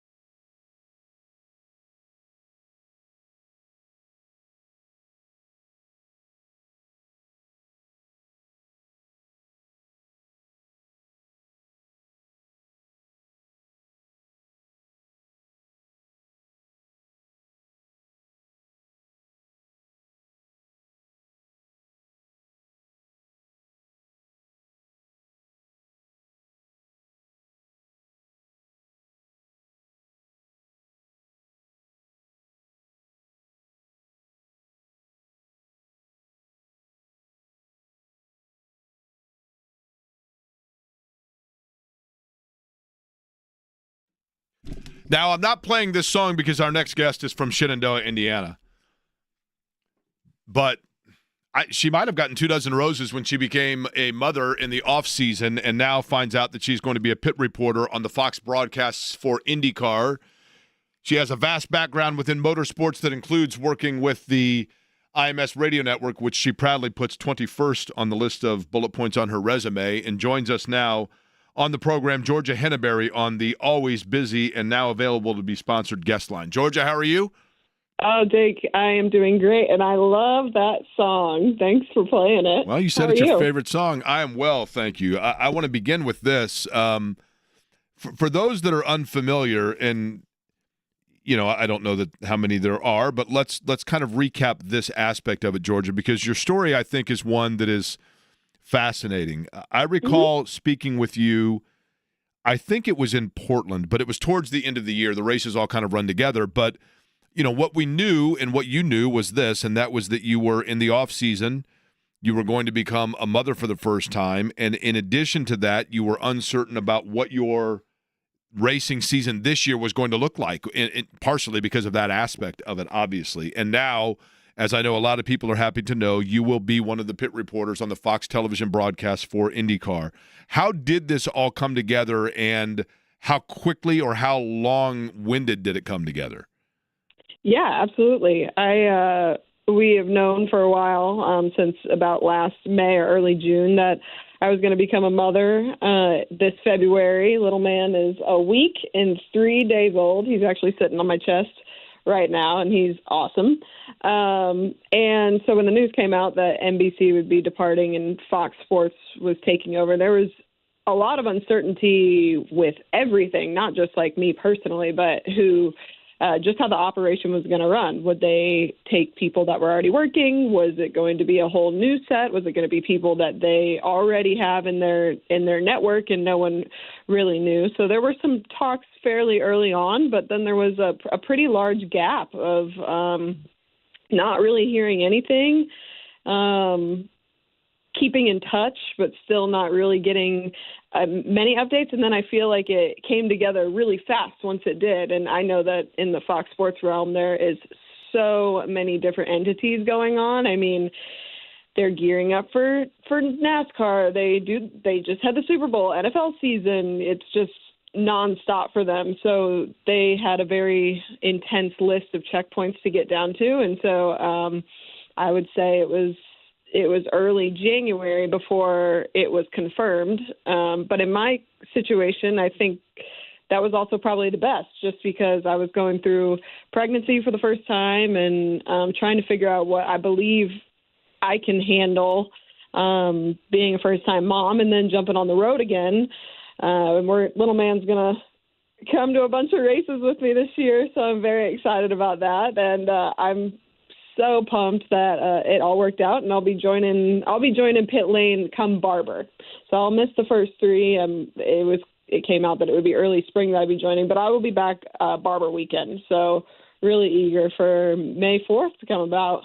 And the plans then so that means that you will miss, for those that are unfamiliar with the IndyCar schedule, you will miss the opener, correct, this weekend in St. Pete, right? Then after that, the series goes to, I believe, Thermal Club, which is in Palm Springs, and I can't recall, and then it would be Long Beach and then Barber, correct? And then Barber. So, yes, I'll miss the first three. I'll be back at Barber, and then obviously all the month of May festivities kick off, and which is nice for me because I'm here local in Indianapolis, and we'll be able to be home in the evenings and at the track all day during the days. Pretty much every day once that gets rolling, and then I'll be with the team for the rest of the season. And then what will the plan be in terms of their coverage in the races that you're not, as you're obviously making the acclimation of first-time mother, and then you come? So the first couple of races, then who will be on pit road? So Jamie Little will be on pit road for those three races. And Jamie Little, of course, no stranger to Georgia Henbery, our guest, by the way. Jamie, who has been around racing, obviously, and worked in several capacities, and also local here. Your relationship, or just if you could, and I don't know, in terms of, I would imagine that Jamie is somebody that you have professionally looked up to. What has that interaction been like? Yeah, absolutely. I've looked up to Jamie pretty much my whole life, and someone that I've watched growing up in motorsports. I mean, when I started in motorsports, I wanted to be a driver. So you were watching Jamie do her thing, and every time she gets on pit lane, you're just like, wow, she does a really good job. And then when I transitioned to pit reporting, social media, the whole 9 yards, it was like she was what I wanted to be in that aspect. I mean, she's so punctual. She's so good at what she does. Truly one of the best there is. And I've messaged her a couple times, and then just basically saying like, hey, I really look up to you as a pit reporter. And then we got to work together at the Indianapolis Motor Speedway on their screens program a few times, and that has been maybe once or twice, I think. And that was really nice as well. So now that we're on the same team, it's pretty surreal for me because I feel like I've been kind of clawing my way up this ladder. And to be able to call her a teammate, someone that I've looked up to my whole life, is really neat. Georgia, you grew up in St. Louis, right? Yep. And you mentioned that you, before you were Georgia Henbery, TV reporter, you were Georgia Henbery aspiring racer. That began how and why, like at what age? And then that petered out how and why? Yeah, for sure. I started racing essentially when I was really young, probably 5 or 6, and we were doing barrel racing with horses just around Missouri and that type of area. Now, barrel racing, does that mean you're in a barrel and you're racing around and you're racing horses? What is barrel racing? That is horse racing, where you race around a certain course, around 3 barrels, and you're timed, and it's supposed to be the fastest you possibly can go. But on a horse, not in a barrel. And then did that for a while with my mom and my sister, and it takes a lot of money to do, and we just weren't financially able to do that. So I just remember sitting with my mom one day, and we were watching a NASCAR race at a restaurant in Fenton, Missouri, and I was like, man, that looks awesome. That's something that I want to do. And that next day, my mom had found a kart manufacturer in St. Louis, which is Margay Racing, and called them. I think the next day after that, I went and got fitted in a kart, and it was kind of off and away. And Keith Freeber, the owner of Margay, he kind of took me under his wing, and we went racing for the next 5 or 6 years all over the country, asphalt karting, and it was incredible. And then I was getting to an age where we're like, okay, well, if we want to make the next step, let's transition. And we transitioned to racing micros on dirt, a little smaller operation, but just like before with the horses and whatnot, we just kind of ran out of funding for that. And I was in high school at the time and thought to myself, man, I really love this motorsports stuff, and I really would like to stay in it. And I was granted an opportunity with the United States Auto Club to come on the road with them for their midget sprint car and Silver Crown series, to do social media for them. And then social media just kind of transitioned into, hey, can you do an interview here and there? And I was terrified and was not sure that I was able to do it. I never held a microphone before. And started with them, worked with them for 5 years, and then got my first opportunity at the Speedway. So it's been a huge snowball curve, but it's really only made my passion for motorsports stronger, and especially IndyCar, now working with them for over, almost 4. I started in 2019, so 5 years now. And I can't recall, Georgia, how many races have you done with us from the radio side? Well, I think we did like a season and a half together, pretty much, right? And that had to be the biggest confidence boost of all, because then you look around and you go, these guys are morons, right? Absolutely not. You guys are the best. No, hardly, right? Were you ever nervous? I mean, you said you were nervous. It doesn't, you never showed that you were nervous. Yeah, no, I'm nervous all the time. I still do get nervous. Actually, Michael Young with the IndyCar Radio Network, he one time, I was just so jittery and so nervous before, and he just told me, he's like, hey, stop being nervous. He's like, you know what you're talking about, you know what you're doing, and you love what you're doing, so stop being nervous. And basically anytime I get nervous, I think about that moment, and I'm like, yeah, I got a confidence boost, because it comes across when you talk on whatever facet that may be. So I try not to anymore, and I'm just more grateful than anything. And these opportunities don't come around every day, so I'm definitely gaining that confidence. Michael Young, by the way, telling anybody to calm down is like one of the most ironic things of all time, It's right? ironic. No question about that.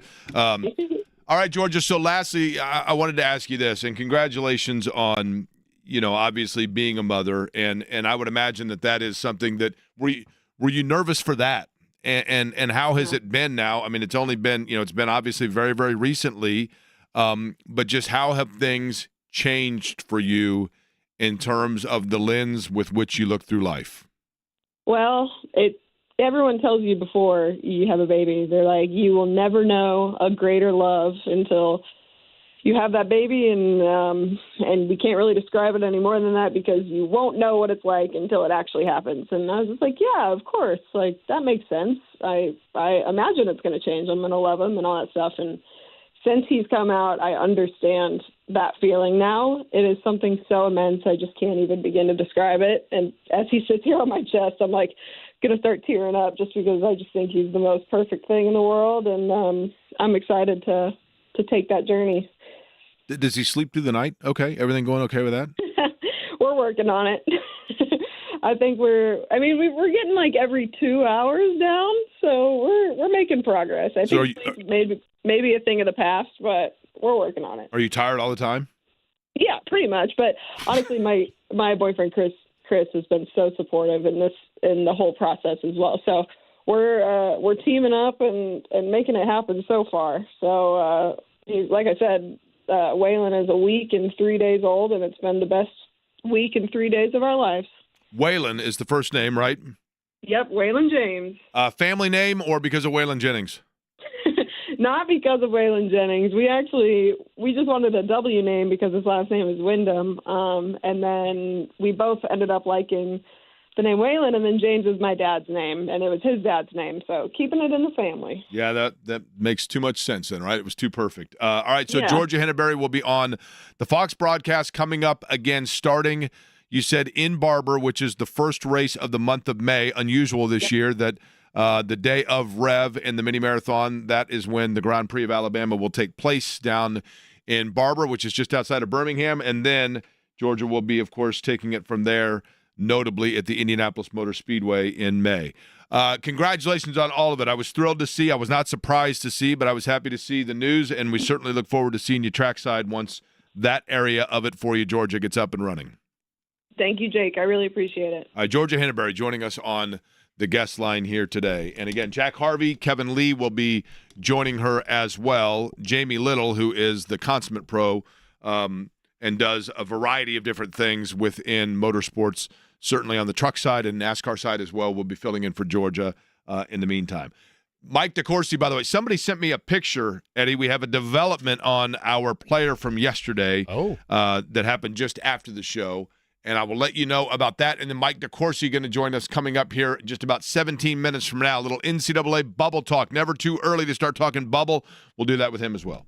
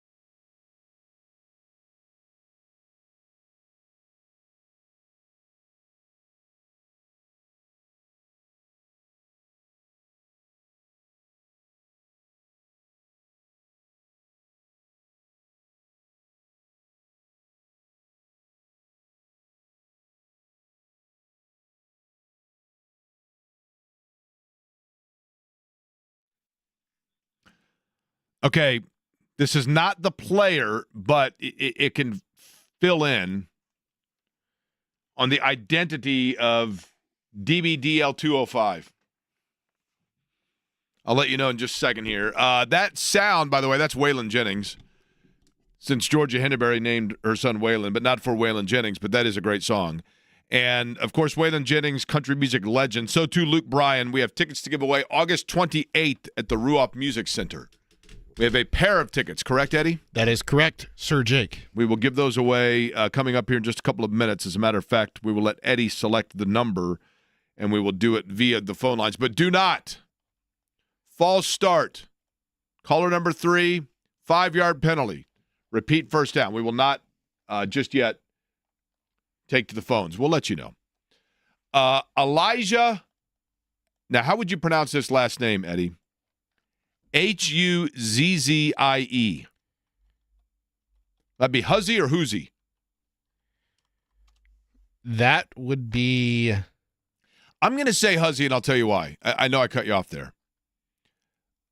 Derek Schultz, in a long list of very peculiar and odd things about the personality of Derek Schultz, apparently when Derek Schultz was a student at Indiana, he submitted for an idea that he came up with for Hoosie the Hoosier, which was a mascot, and it looked like those people that you see wearing sandwich boards that stand out in front of the gold places or restaurant places spinning signs to get you to come into their joint. Yeah, sign spinner. Yeah. So the Hoosie the Hoosier outfit that Derek came up with was just a big state of Indiana like board thing. And your head basically was just north of South Bend, and your arms were Terre Haute and Richmond, and then your legs were Evansville and Lawrenceburg. It was the most ridiculous, outlandish, embarrassing thing of all time. And he wore it. He wore it to a game, walked around, called himself Hoosie the Hoosier. So I refuse to say that this guy who's an NFL prospect has the last name of Hoosie. So Elijah Huzzie is what I'm going with. But somebody has posted a video of Elijah Huzzie, a defensive back from North Carolina, at the podium, and I should have added this. It is a similar situation. As a matter of fact, it was, I think, the same podium. But if you look in the room, in this video that was posted by DraftKings, you see everybody at one person's podium, and it pans over, and Elijah Huzzie is standing at his podium, and there's one person talking to him. It was the exact same scenario as to what this looks like, which was posted yesterday, or actually today at 1 o'clock, except for that this was at 3 o'clock, and so there was nobody else in the room. It wasn't like there was a huge media contingency focusing on somebody across the way and this poor guy. This guy was literally the only podium in the entire room that was talking to anybody, and he was talking to one person. To be honest with you, not unlike what I do for 3 hours a day. Right? What? You sit here and you talk, and you're like, I think I'm talking to one person, and it's Eddie. And actually, most of the time, Eddie's over there playing backgammon on his phone, right? That or what's the other one, Jake, that everyone plays, Candy Crush? Do you know how to play backgammon? No. What about, let me throw you a couple of games. You tell me if you have any idea how to play them. Okay. You said backgammon is a no for you, right? No. Okay. Yahtzee? Yes. You know how to play Yahtzee? I played Yahtzee and Monopoly with my grandparents whenever I'd go over there during the summer. Is when I was out Yahtzee of fun? School. It can be. Okay. Chinese checkers, is that a thing? I think it is, but no, I have not played it. Okay. I have played checkers though. Yeah, of course, right? Okay, how about this? Chess. No. Never played chess? No. You don't know the pieces of chess? No. I know there's a bishop and there's a king. Well, if there's a king, you know what And else then there is, right? there's a queen. And then the little pieces on the board, right? Like in The Wire. Pawns? What's that? Pawns? Correct. The pawns, that's right. And then you have the rook. That's the one that looks like a little castle, but a horse type fella, I think, right? Now, Tyrese Haliburton just admitted that he is now watching the television show The Wire. One of the great lines in The Wire is when they are explaining the way it is to work the corners as, somebody basically selling drugs for the kingpins, and one of them says, so we're like the pawns on that chessboard, because they were learning how to play chess as well. They're we're like the pawns on the chessboard are the pieces on the corners. And it's like, yeah, there's some truth to that. A little bit of a note here. Sam King, our friend from where, Jake? That's the Lafayette Journal-Courier. Correct. Yes. Just tweeted about a half hour ago. Trey Kaufman-Marin says that he called for a players-only meeting for Purdue 2 days ago. Matt Painter has also had individual meetings with players after the IU loss. I've always wondered what the players-only meeting means. Is that in defiance of the coach, or does the coach appreciate that? I think in this situation, the coach appreciates it. How about dominoes? You know how to play dominoes? Yes. You do know how to play dominoes? Yeah, my grandmother played dominoes, and I learned how to play from her. Uno? Yes. Othello? Did you ever play that? No. I was a fan of that game. I had it when I was a kid. I don't remember exactly how it was played. I just remember that it had little shiny pieces that were, once I was black, once I was white, and you had to line them up, whatever. And I remember enjoying it. How about Chutes and Ladders? Yep. Chutes and Ladders? Skip-Bo? Did you play that? No, I don't know Skip-Bo. It's a card game. You saw Victor Wembanyama when the Spurs were in New York simply sent out a tweet asking if anybody wanted to play him in chess in Washington Square Park. And and he showed up, and people, have you been to New York City? No. So in New York City in Washington Square Park, which is Washington Square Park is kind of the epicenter of Greenwich Village. It's in the lower part of, kind of just south of the midtown of Manhattan, the division between kind of, if you will, business Manhattan, which is the lower part, and then commercial Manhattan, which is midtown. And in the middle of it, it's Greenwich Village. And Washington Square Park is fantastic. The Arc de Triomphe is right there. And NYU, it kind of borders around it.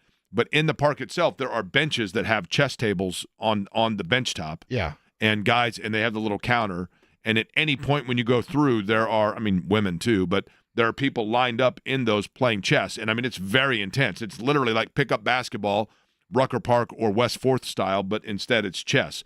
And Wembanyama said, you know what? I'm in New York. When in Rome, do as the Romans. And he sent out a tweet and sat at one of the chess boards, and people showed up and played him in chess. And he spent an hour playing chess. Very cool. Very cool. There is, if you ever go to New York, here's the thing I will tell people. I have no skill in my life but this one, the skill that I'm about to tell you. If you are going to New York City and you have a limited time in New York City. What cemetery? Nope.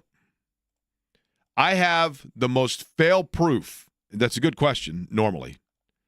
But if you want to see New York City in one day or two, I have the most fail-proof mapped out plan that allows you to see the financial district, Wall Street, the fabulous views of the skyline, Washington Square Park, Times Square, Harlem, the Seinfeld Cafe, the Letterman Theater, every single thing. I have it mapped out now flawlessly and perfectly, where you can start at one point, and then if you follow my fail-proof plan and map, you just go through the day, starting at 9 in the morning with stops as you move your way all the way across Manhattan, and by 6 o'clock you're having dinner saying, I just saw the entire island of Manhattan. I saw the oldest bar in Manhattan. I saw where Abraham Lincoln spoke. I saw, you name it. You're going to love this, Jake. I just had 3 people. So you know how Apple has the iMessage games? iMessage games. Yeah. There's an app called Game Pigeon, and you can play games over text. Oh, really? Okay. Yeah, there's That's Checkers, what you're doing there's all the Filler, there's Connect 4. I got 3 texts. Let's play chess. So it heard you. Yeah. Your phone is listening. No, three people listening to the program. No, your phone's listening. There aren't 3 people listening. And then to I this had program. somebody text me, how do you not know how to play chess? I don't know. Just never Here's the thing. taught. Here's the thing. If there are 3 people listening to this program, one of them's going to get a chance to go see Luke Bryan on August 28th at Ruoff. We're going to take caller number 3 right now at 239-1070, and then on the other side, Mike DeCourcy joins us.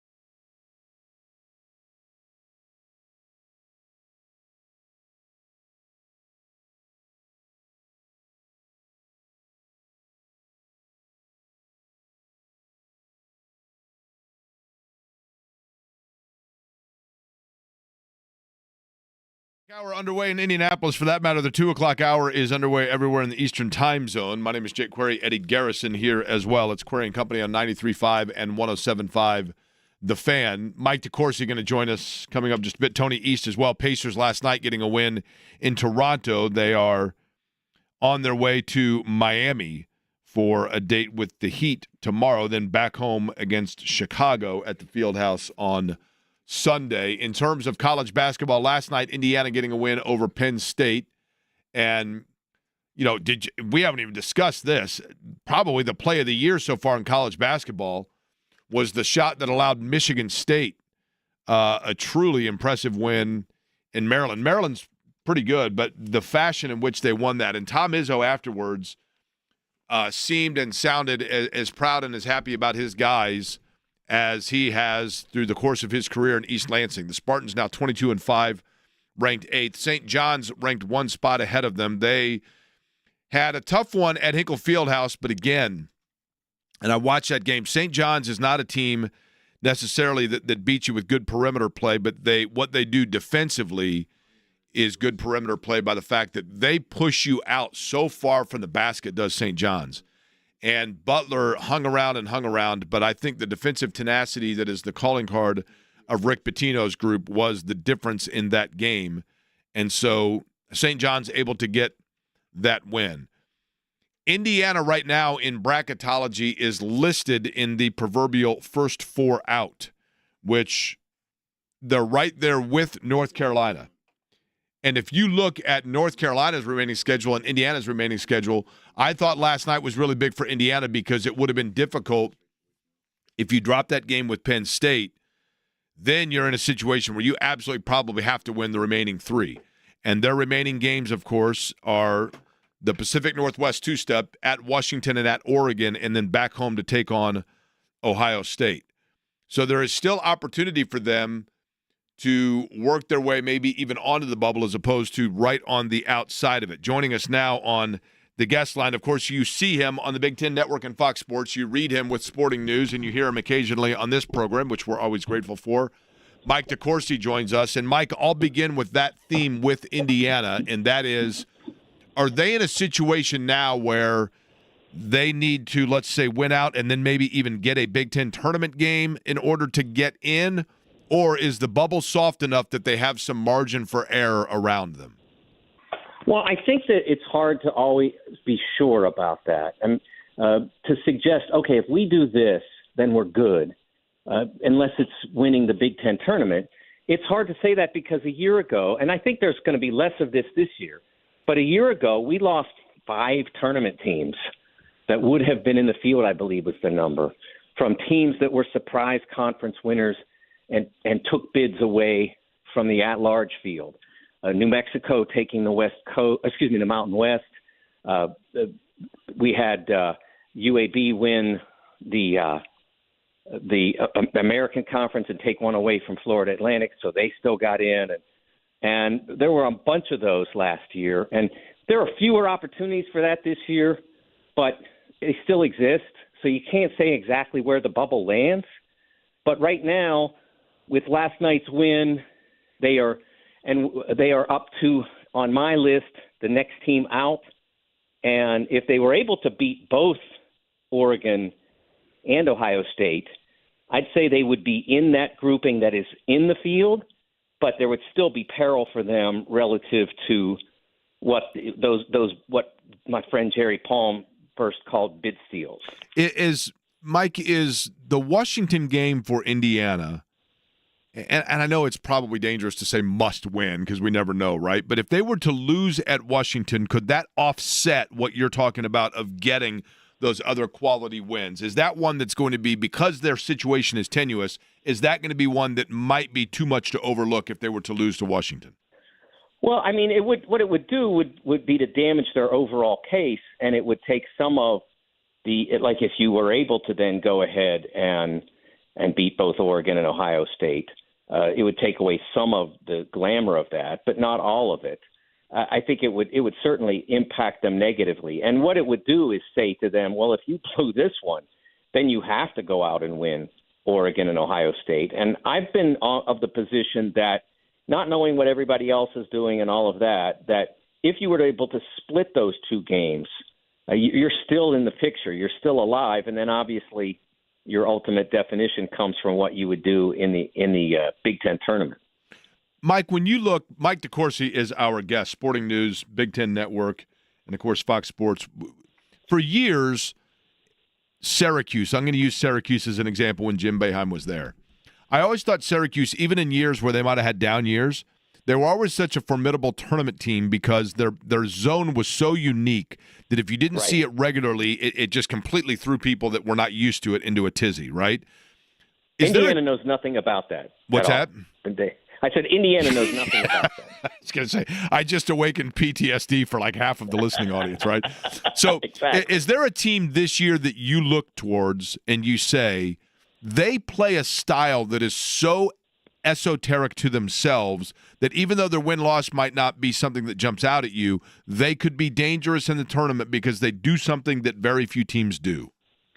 Well, that's an excellent question. I'm trying to go through my mental Rolodex of teams that are in that circumstance. And I think probably Arkansas would be a team that would fit like that. I don't know that their style is that much different, but they can attack you from every position except center. And they can even do that if they play Trevon Brazile there and play a little smaller. And they have so many dynamic playmakers that can hit you off the bounce, and it's really hard to deal with when those guys are on and they're confident. It is really hard to deal with. And defensively, they're fine. They're not great. They're adequate.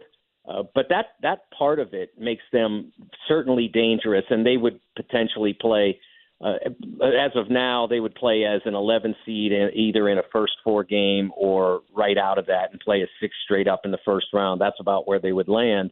And it would be certainly a challenging game for whoever the 6 would be. And then we've seen we've seen the 11-6 winner go on and put significant challenges into 3 seeds. I mean, goodness, think about this. If it went a certain way, Arkansas plays a 6, and then they play a 3, and if that 3 is Michigan, Arkansas has already beaten Michigan on a neutral floor. So it shows you that they're capable. Now, the other side of that would be this, Mike, and let me throw to you an observation, and then you can tell me if it's way off base, okay? Purdue has 2 wonderful talents, and I think Braden Smith is as much a game controller and a smart point guard as anybody in college basketball.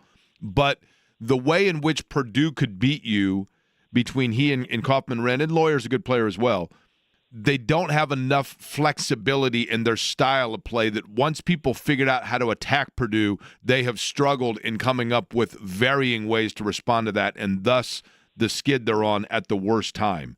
And it's going to be a challenge for them to find different ways, different wrinkles to move forward. Am I being too critical? No, but I don't think it's the way they play that's the problem. They are who they are. But and so their team personality is not going to change unless Daniel Jacobson goes to a faith healer or something. The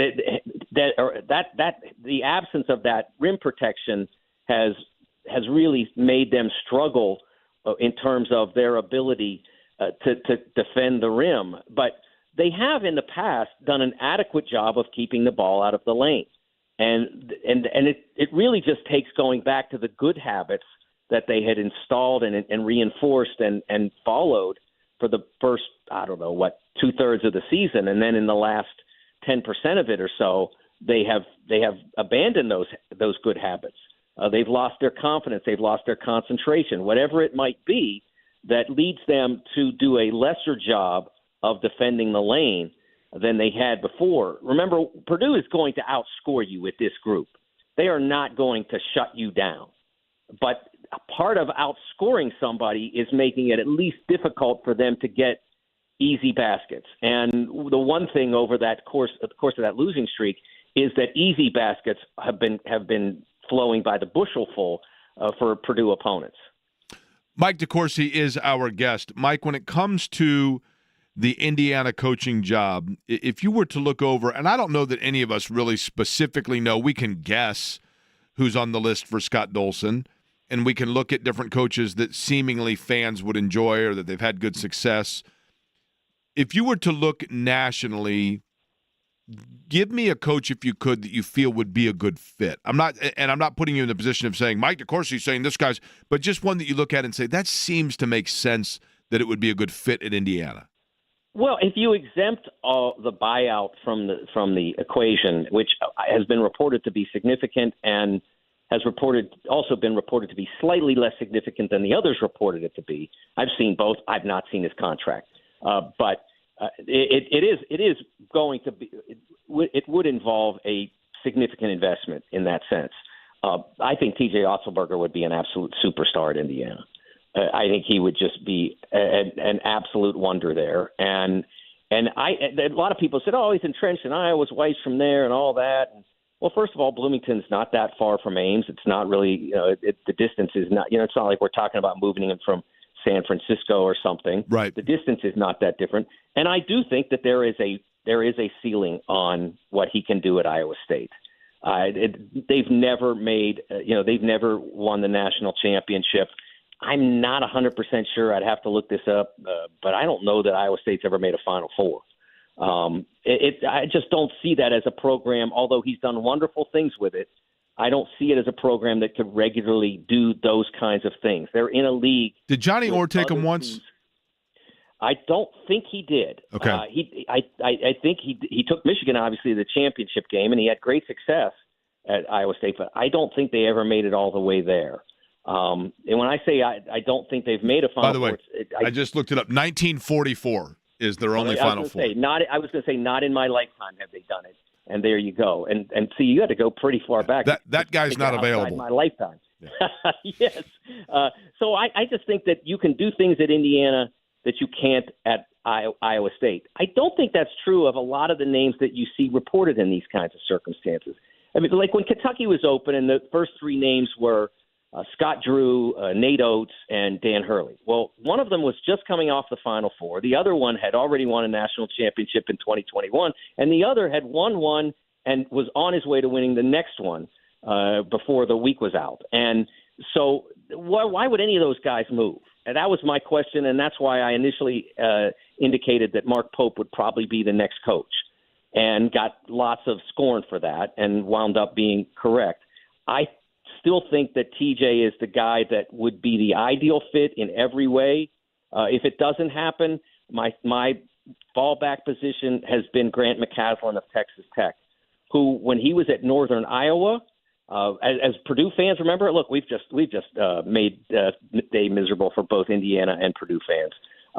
But when Purdue played North Texas in 2021, they were an absolute grind-it defensive team, and I thought that that's who he was as a coach. And now he goes to Texas Tech, and they're like the number 3 offense in Ken Palm or something like that. So he can do both, and that's what you need. You need somebody that can excel at both ends, that can absolutely coach, and that can enliven the program to a degree that it hasn't had on a consistent basis for a while. And he's another one, though, Mike, that if you were to look at, if you were looking at potential reasons why they would not have an interest, I mean, you would think that Texas Tech, Indiana would be of more interest, but he is also, Grant McCasland, if I'm not mistaken, very rooted in Texas the way that TJ would seemingly be in Iowa, right? Isn't that kind of the thought there? He is. That's the understanding. But see, that one of the things about being rooted in Texas, you know what that means? It means it costs more money to get you out of Texas, but it doesn't mean you won't leave. That's the way I've come to believe. I mean, when Mick Cronin was at Cincinnati, he was a lifer. He had been outside Cincinnati for the 3 years or so that he coached as an assistant at Louisville, and the two to 3 years he was head coach at Murray State, and that was it. The rest of his life was Cincinnati, and he had expressed an interest in staying in Cincinnati for the rest of his career and was not reciprocated at the level that it should have been, and they've paid for that with 7 years of being out of the show. That they missed badly, and so he went to UCLA. But everybody thought that Mick was a lifer at Cincinnati until the circumstance dictated that he wasn't. The Cronin is an interesting one to me, Mike, because, and we'll get back into the tournament as well here, I promise, but Mick Cronin to me, because of his Midwestern ties and because of the fact that he was very open about the frustrations of the travel of being at UCLA, it just seemed like he was ripe for being open to returning back to the Midwest in a league that he was familiar with, and that would make him, and I think that's why his name has surfaced as an Indiana candidate. But do you believe that he is legitimately, beyond just tea leaves, an Indiana candidate? Yeah, I tend to think not. I know that he loves UCLA. I do know that I do believe that his daughter is about ready to go off to college. So one of the things he would not have to move her school-wise, which I think would open a small door. And then the other, you talked about the frustration with the travel, but it doesn't get it gets mitigated somewhat. But I mean, you're still a member of the Big Ten, which means you still have to make multiple, you have to make trips to the West Coast, if not multiple trips to the West Coast. I'm not sure whether that schedule ever forces you to do that, but it might. But you have to go to the East Coast, if not to the West Coast, and that's still a trip for you. So I'm not sure whether it would be enough to get him to leave UCLA. I do know that he has really enjoyed being the head coach there. I think that the other aspect of that is that they need to continue to accelerate their funding in the NIL department, or if that's how they are going to get players. I still don't know exactly how 2026 is going to work relative to the revenue share and NIL, but they do need to be fully funded. They were not a couple of years ago. They were better funded this year, and that's part of why they're a better basketball team. You know, one other guy real quick, Mike, I don't know a lot about him, but I think he's a wonderful coach. You mentioned him earlier. I'm surprised that Nate Oates' name has not been mentioned more when people are just prognosticating about Indiana. Is that another one with a huge buyout? Is that the thing there? I think it's the same thing as what I talked about before. If you have a great job, there's no reason to leave it unless you think you're not going to have that great job for much longer. And Nate Oates has been through a rough deal in 2023 relative to how he handled a difficult circumstance in his program. He did not handle it well. The school backed him. He's secure there. He's been to a Final Four now. He's got his team in the top 5 of the country. And so there's no reason to leave Alabama for Indiana. You've built a Final Four team there. You've built a national championship contender there. You are embraced by your circumstance. Why would you want to move? Moving is a pain. I just left Fishers for Pittsburgh area last April. It's not any fun, man. Even if everybody's doing all the work for you, which I'm sure any Nate Oates or one like him, whoever takes the Indiana job, moving is going to be a pain for that person no matter what. And so it's got to be for a better situation. And one thing that I've cautioned people to understand is that every job just about over the last 30 years has been filled by someone who was leaving a slightly lesser job or a significantly lesser job for a better job. That's how it works. And that's why Bruce Pearl doesn't leave Auburn for Louisville, because Auburn now is a great job. History and tradition are great, and they still help, but they're not as important now as money and community support. And Indiana's got the community support and they've got money, but so do the places that you're trying to get people away from, especially if it's someone in the SEC or elsewhere in the Big Ten. There is a gap now in those categories in between the SEC and Big Ten and everyone else. And that's where you can sort of exploit the inefficiency, as the Moneyball people would tell you. You know, you can go get a Big 12 coach, is why the two people that I mentioned most prominently, I think it's still possible you can go get one of those guys. But I don't think it's as easy to go get someone from the SEC now. Who's done the best job this year, Coach? Dusty May would be the easy answer because of the turnaround Michigan's had. It's been remarkable. But that's not to say that he is the automatic, unanimous Coach of the Year in the Big Ten. Can you tell me a coaching job somebody did this year that maybe goes a little off radar that deserves some praise? Well, I don't know that Tom Izzo's ever off the radar, but what he's doing is amazing. And I would say that I would guess that being a Michigan State fan is frustrating this year for this reason, because there's always someone on the bench that you could say he should be in the game and that guy should be out. I mean, every minute of every game, that's true. If a guy misses a shot or makes a bad play, you think, why isn't the other guy in the game? And so Tom has to measure that and manage that every minute of every game. It's not, okay, these are my 5 starters, and this guy comes in at the 12-minute mark, and this guy comes in right before the timeout. And that's how a lot of people coach, and it works if you've got the right guys. But in Tom's case, because of the nature of this team, it's, okay, what's working now? Okay, let's put him in, or let's leave him in. Is he fresh? Okay, he's still good. I mean, every minute has to be managed, and he's managed it to the tune of the best record in the Big Ten. I think it's absolutely astounding what he's been able to do. And in a day when everybody is about, not everybody, but so many players are about my minutes, my shots, my NIL, he has 10 guys totally bought into, we're going to win every game we can, and even if it means I don't play as many minutes. I'm sure that there are players that are frustrated with the minutes that they get, but I know that you look on that bench when other guys are making plays, there's nobody sitting and pouting.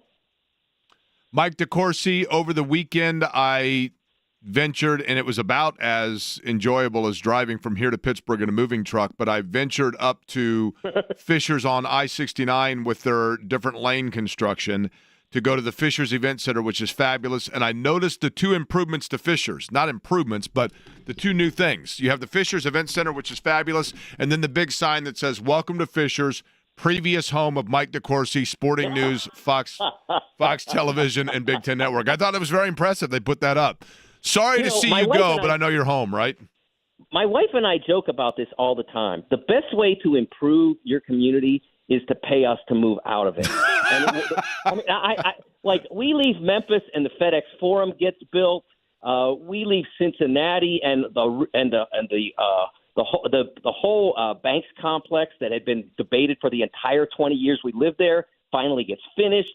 And now we leave Fishers, and there's a Fishers Event Center there that's hosting concerts and events and sports. And I'm like, I didn't even know it was going up. I know, it's beautiful. They knew we were leaving, so it was time to put it up. And then you look around and you go, wait a minute, I had no idea that all this land was here. No wonder why they put something there, right? But of course, there's a bunch of land in the huge palatial home that you left behind as well. So, somebody can move in and live in Fishers and enjoy it. Mike, I know it's a busy time of year. Certainly appreciate it. And as we get closer to March Madness, look forward to having you back on. Absolutely, Jake. Always a pleasure. I appreciate it. Mike DeCourcy on the guest line here. One of the best, no doubt about it. And, yeah, he's right about Izzo. Last night when Michigan State, and they hit, they say half court. That was more like a 60-footer to beat Maryland. And, Izzo's a guy that's been around, man. He's coached a lot of different groups. He's had years where there was a lot expected of him and they fell short. He's had years where there wasn't a lot of expected of him and they did Tom Izzo things. And last night after that game, when you've got a guy that's been coaching that long, and he's been coaching a long time, and, the winningest coach in Big Ten history, and he was like emotional and reflective about what it meant to see his guys get a win. And you knew right then that was a coach that has connected with his roster, and his roster has connected with him. If you want to connect with Bad Religion, Dropkick Murphys, that's a concert that's going to be taking place August 5th. It's going to be here before you know it. Everwise Amphitheater, White River State Park. We still have a pair of tickets to give away, and we will do that between now and when we hand the show off to John, and he is going to be at Connors today, which, by the way, is probably where the Dropkick Murphys get played every so often. But we'll do that over the next 35 minutes or so, and Tony East going to join us to talk a little Pacers.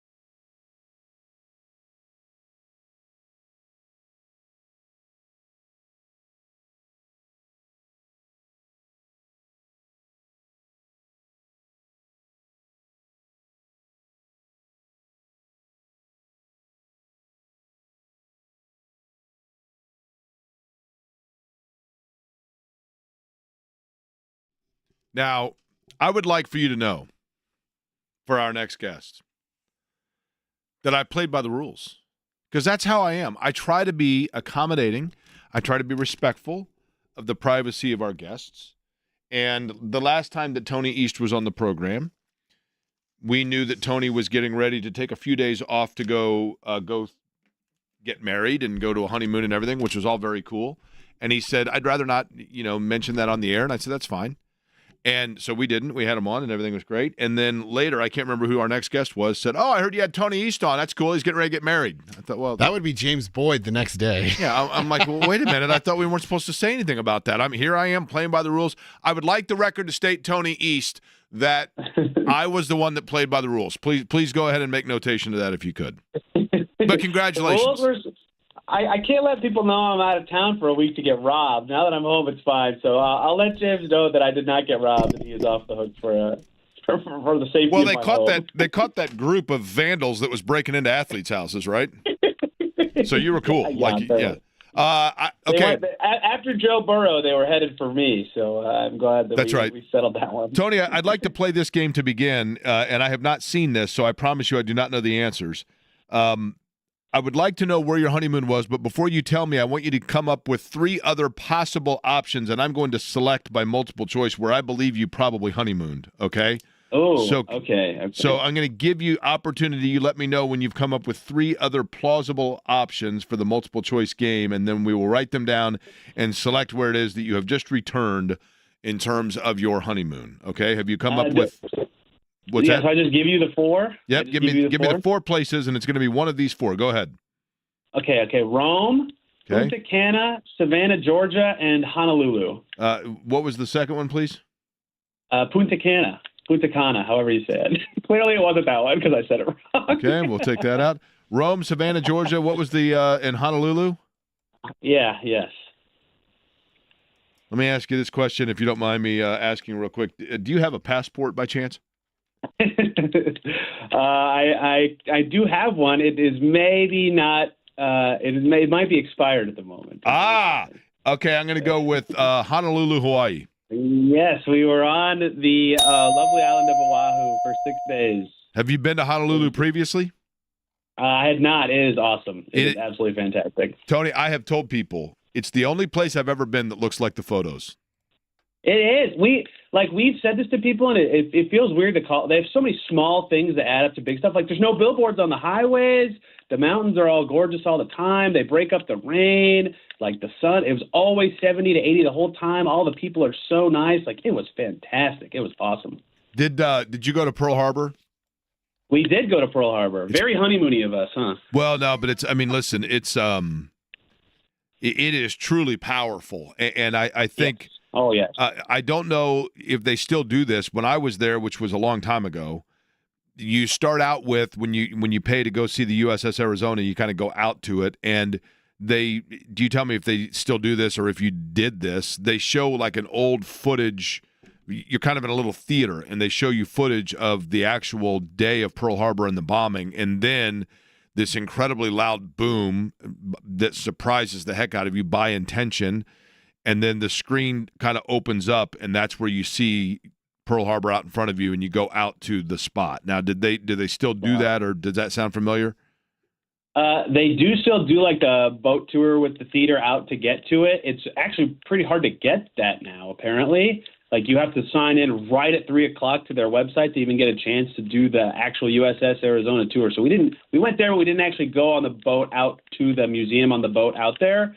But that is still a thing that they do, we were told. Okay, so let's get to basketball. Congratulations, by the way. I had it. I forgot. How did we forget, Eddie? Thank you. Tony, do you happen to know the name of the state fish of Hawaii? Oh, I don't. Okay, say it along with me. You'll never forget it. And I should have told you. See, had I known that's where you were going, instead of being in this little, secret honey club secrecy, program, I would have told you. The state fish of Hawaii is the humuhumunigunuguapuaha. Now, that sounds intimidating, right? No, here we go. Tony, work with me. Just say this. You ready? Humu? Humu. Now just repeat that. Humu. Humu. Okay. Nuku. Nuku. So just repeat that. Nuku. Nuku. Ah, Like you're sticking, like you're at the dentist. Okay. Pa. Ha. Waha. Waha. Huma huma nuku nuku wap waha. Once you learn how to say huma huma nuku nuku wap waha, you will never forget it. And if you go to Hawaii, and here's the thing that you need to know, Tony, if you go to Hawaii and you see people on the street and you walk up to them and you wink and you say huma huma nuku nuku wap waha, they take you into their home. It's like free Airbnb. Everybody in there is already so nice. I don't need them to offer me their home already. I should have told you this ahead of time. Darn it. Okay. So here's the story. I have one thing. Here's the story I tell people about like how nice people are. You know, like in New York when like people try to hand you stuff on the street, it's like super annoying, right? Oh yeah. There was a guy like kind of by Waikiki Beach trying to hand out pamphlets for something, and I said no, thank you, and he said you're welcome.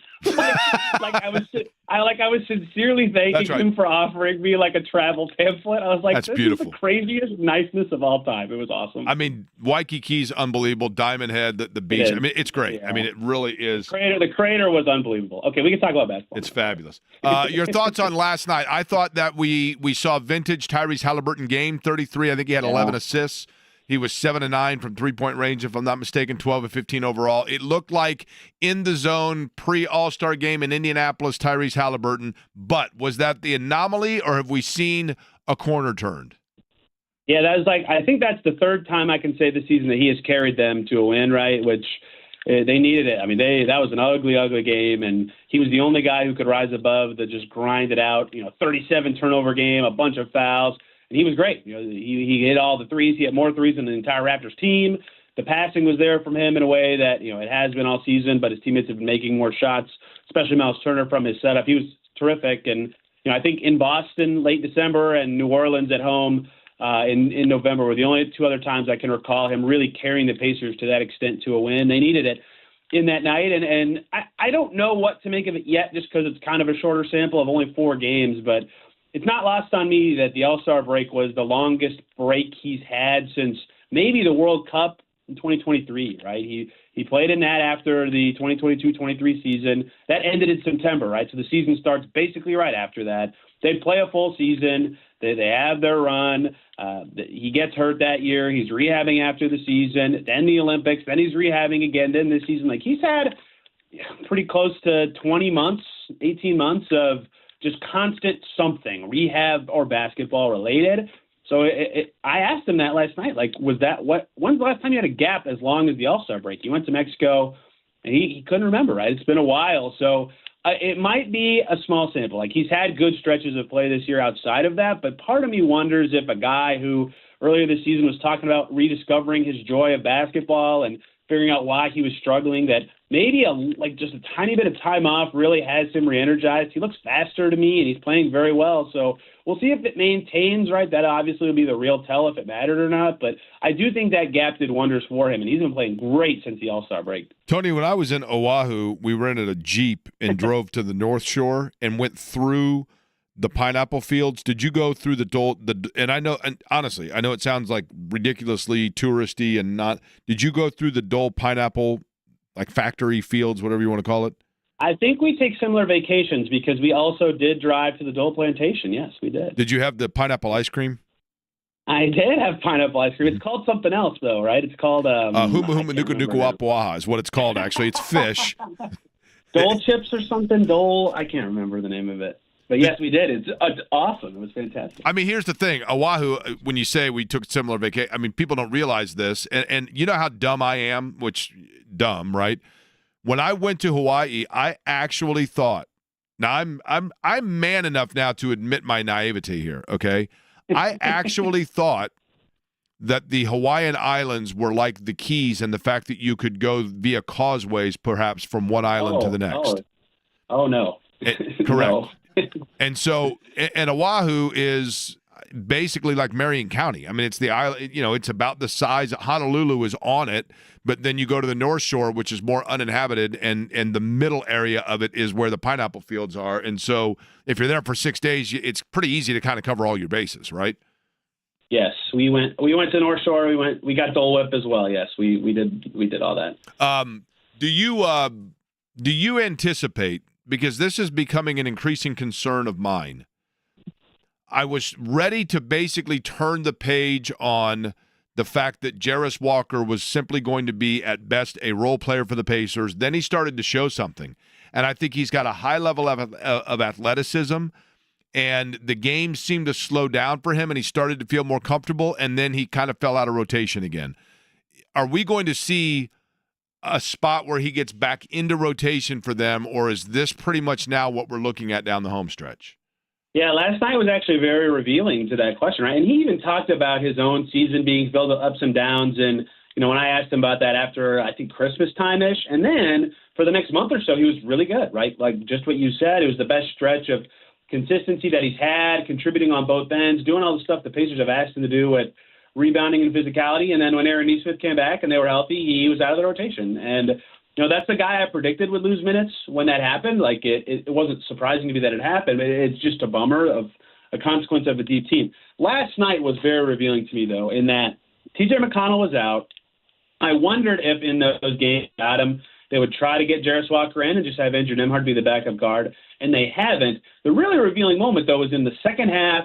Nembhard wasn't having a good night. He was in foul trouble, and late in the third quarter and early in the fourth quarter, they needed another player to play to get to their rotation to 9. And instead of going with Jarris for some ball handling and trying to string it out with a Jarris and Ben Mathurin and Pascal Siakam ball handling group, they put Ray J. Dennis, a two-way guard, in to the rotation. And they needed a point guard. It's not. I get why they chose Ray J, but the fact that it wasn't Jarris in that moment made me think, okay, he's truly out right now for whatever reason or another. And I think that he's out. He's just out of the rotation right now for the situation that they're in. And it's going to require, I think, an injury for him to get back in now, which is a bummer. He was playing quite well, and they are a deep team. And that was the concept I had for him playing more this season than last year was, well, they were pretty healthy last year. They'll be hurt more this year. He'll play more. And that did happen. He played in their first, 45 games. But, he was definitely going to be the odd man out. I don't think that's surprising. But the extent to which he's been the odd man out recently has been a little bit surprising to me, and I think that it's going to take, health for him to get back on the floor, which is a bummer because he was playing well, and I don't really know how they rectify that because there's not really an easy argument to make for someone else to not play so that he can. Tony, the MLS commissioner was here the other night. Does that mean that, in fact, we are getting closer to seeing an ownership group that probably is facilitated by the Pacers ownership group to bring the MLS here in time? Boy, do I hope so. I don't know much about where the state of that is at the moment, but it's not lost on me that they were at that game, and I think there was hints of that before, and that would be fantastic. I mean, MLS is blooming and soccer's blowing up in America. That would be awesome. Locked On Pacers, by the way, the podcast where you can read or hear Tony's work. Obviously, Forbes, WTHR, where you can read his work. Tony, lastly, Honolulu and Indianapolis, the two cities where you have most recently been, are two of the four state capitals where the name of the city and the name of the state start with the same letter. Can you tell me the other two? Minneapolis would be one, correct? Incorrect. St. Paul is the capital of Minnesota. Oh, no, you are so right. I really doubt I can do this really fast, even though I think I do know all of it. I totally put you on the spot, I realize, right? Here's the thing, Tony. As soon as we Philly? Philly in Pennsylvania? No, Harrisburg's the capital of Pennsylvania. Holy cow, I'm way off here. As soon as we hang up the phone, you can New immediately York, run. New York. That's a great guess, but Albany is the capital of New York. Thank you for the effort on that. I'm going to hang up the phone. As soon as we hang up, turn on the radio, and I'll give you the answer on the other side. And we got tickets to give away as well. Oh, no. Tony, I appreciate it. That was not fun. That was not enjoyable. Come on. I wanted to. This show's supposed to be fun, Tony. Locked On Pacers, where you can hear Tony's work. I will give you the answer, and we will give away tickets for, again, Dropkick Murphys and as well Bad Religion. That concert coming up at the Amplifies Theater on August 5th. That's the lawn at White River. We'll do it next.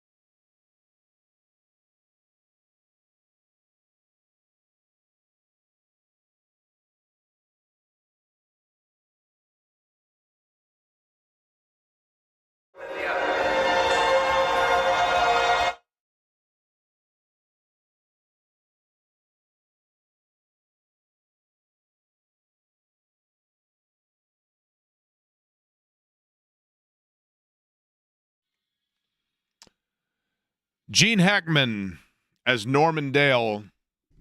I think most of you know by now. Of course, Gene Hackman, the legendary actor, two-time Oscar Award or Academy Award winner, taking home the Oscar, passing away along with, tragically, his 64-year-old wife and dog in their home in New Mexico. The family stating that they believe, as I think is when you realize the circumstance of the three of them being found, unfortunately, deceased with no foul play expected, they believe that carbon monoxide poisoning may have been the reasoning there. I guess we will find that out in time.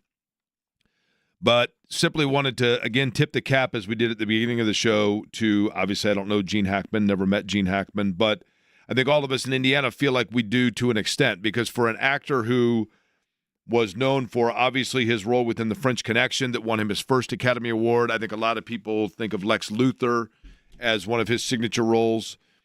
He was not keen on the idea of becoming Norman Dale and thought that the movie Hoosiers was a campy script or kind of beneath him, truthfully.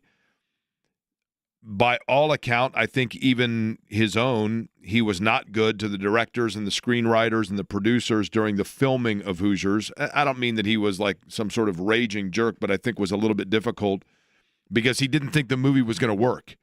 And once it was done, by account that he is told, when he saw the screening of it, he then said to the director, like, how in the world did you pull that off? And realized and gave credit to them for what they had completed.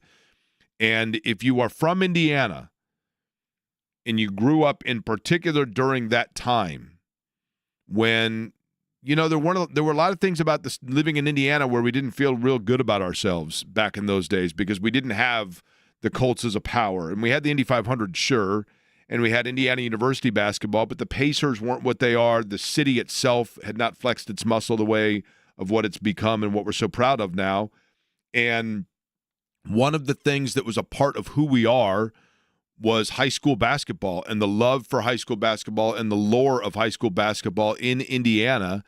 And it meant so much to all of us in the state to have that movie put on display for the entire country, what is so important to us, and to see people connect to that felt like they were connecting to us as people. And I think that in Indiana, Gene Hackman facilitated for that for us, and as a result, I think that there is a connection. There is certainly a connection to Gene Hackman and his contribution and his work towards allowing us to have that pride in who we are and what we are, and I think the state collectively thanks him for that, and it is a significant loss of a genius artist in Gene Hackman's passing away at the age of 95. Over the course of the show today, obviously we talked to Georgia Henbery earlier in the program. We talked to Mike DeCourcy and then Tony East. I asked Tony East the trivia question. Now, Eddie, should we just go ahead and giving away these tickets? Should we see if anybody knows the answer to my trivia question at 239-1070? We've only got a couple minutes, so it needs to be quick. All right, 239-1070 is the telephone number. The question is simple. 4 state capitals where the state and the city start with the same letter. Honolulu, Indianapolis, 2 of them. Who are the other 2? It's really a pretty easy question, and, of course, you could obviously easily Google it, right? Yep. We go roulette style here? Yeah, caller 1. All right, caller number 1. You are on the air right now. Who is this? Justin from Shelbyville. Justin from Shelbyville. If you could turn down the radio real quick and by all means give a honk to the Quarry Building on the town square when you're driving past it. Justin, do you happen to know the answer of the other 2 state capitals that start with the letter and same letter for the city and state? No, I do not. I'm just fast on the dial. You're killing me, Justin. You're killing me. Sorry, brother. You're referencing the capital in the state, right?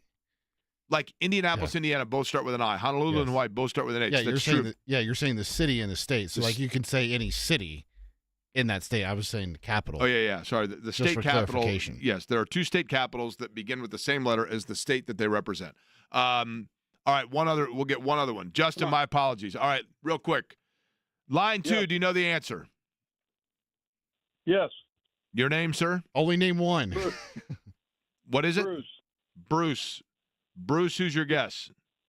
Dover, Delaware, and Oklahoma City, Oklahoma. Bruce, you are on your way, buddy. Congratulations. And what's wrong, Eddie?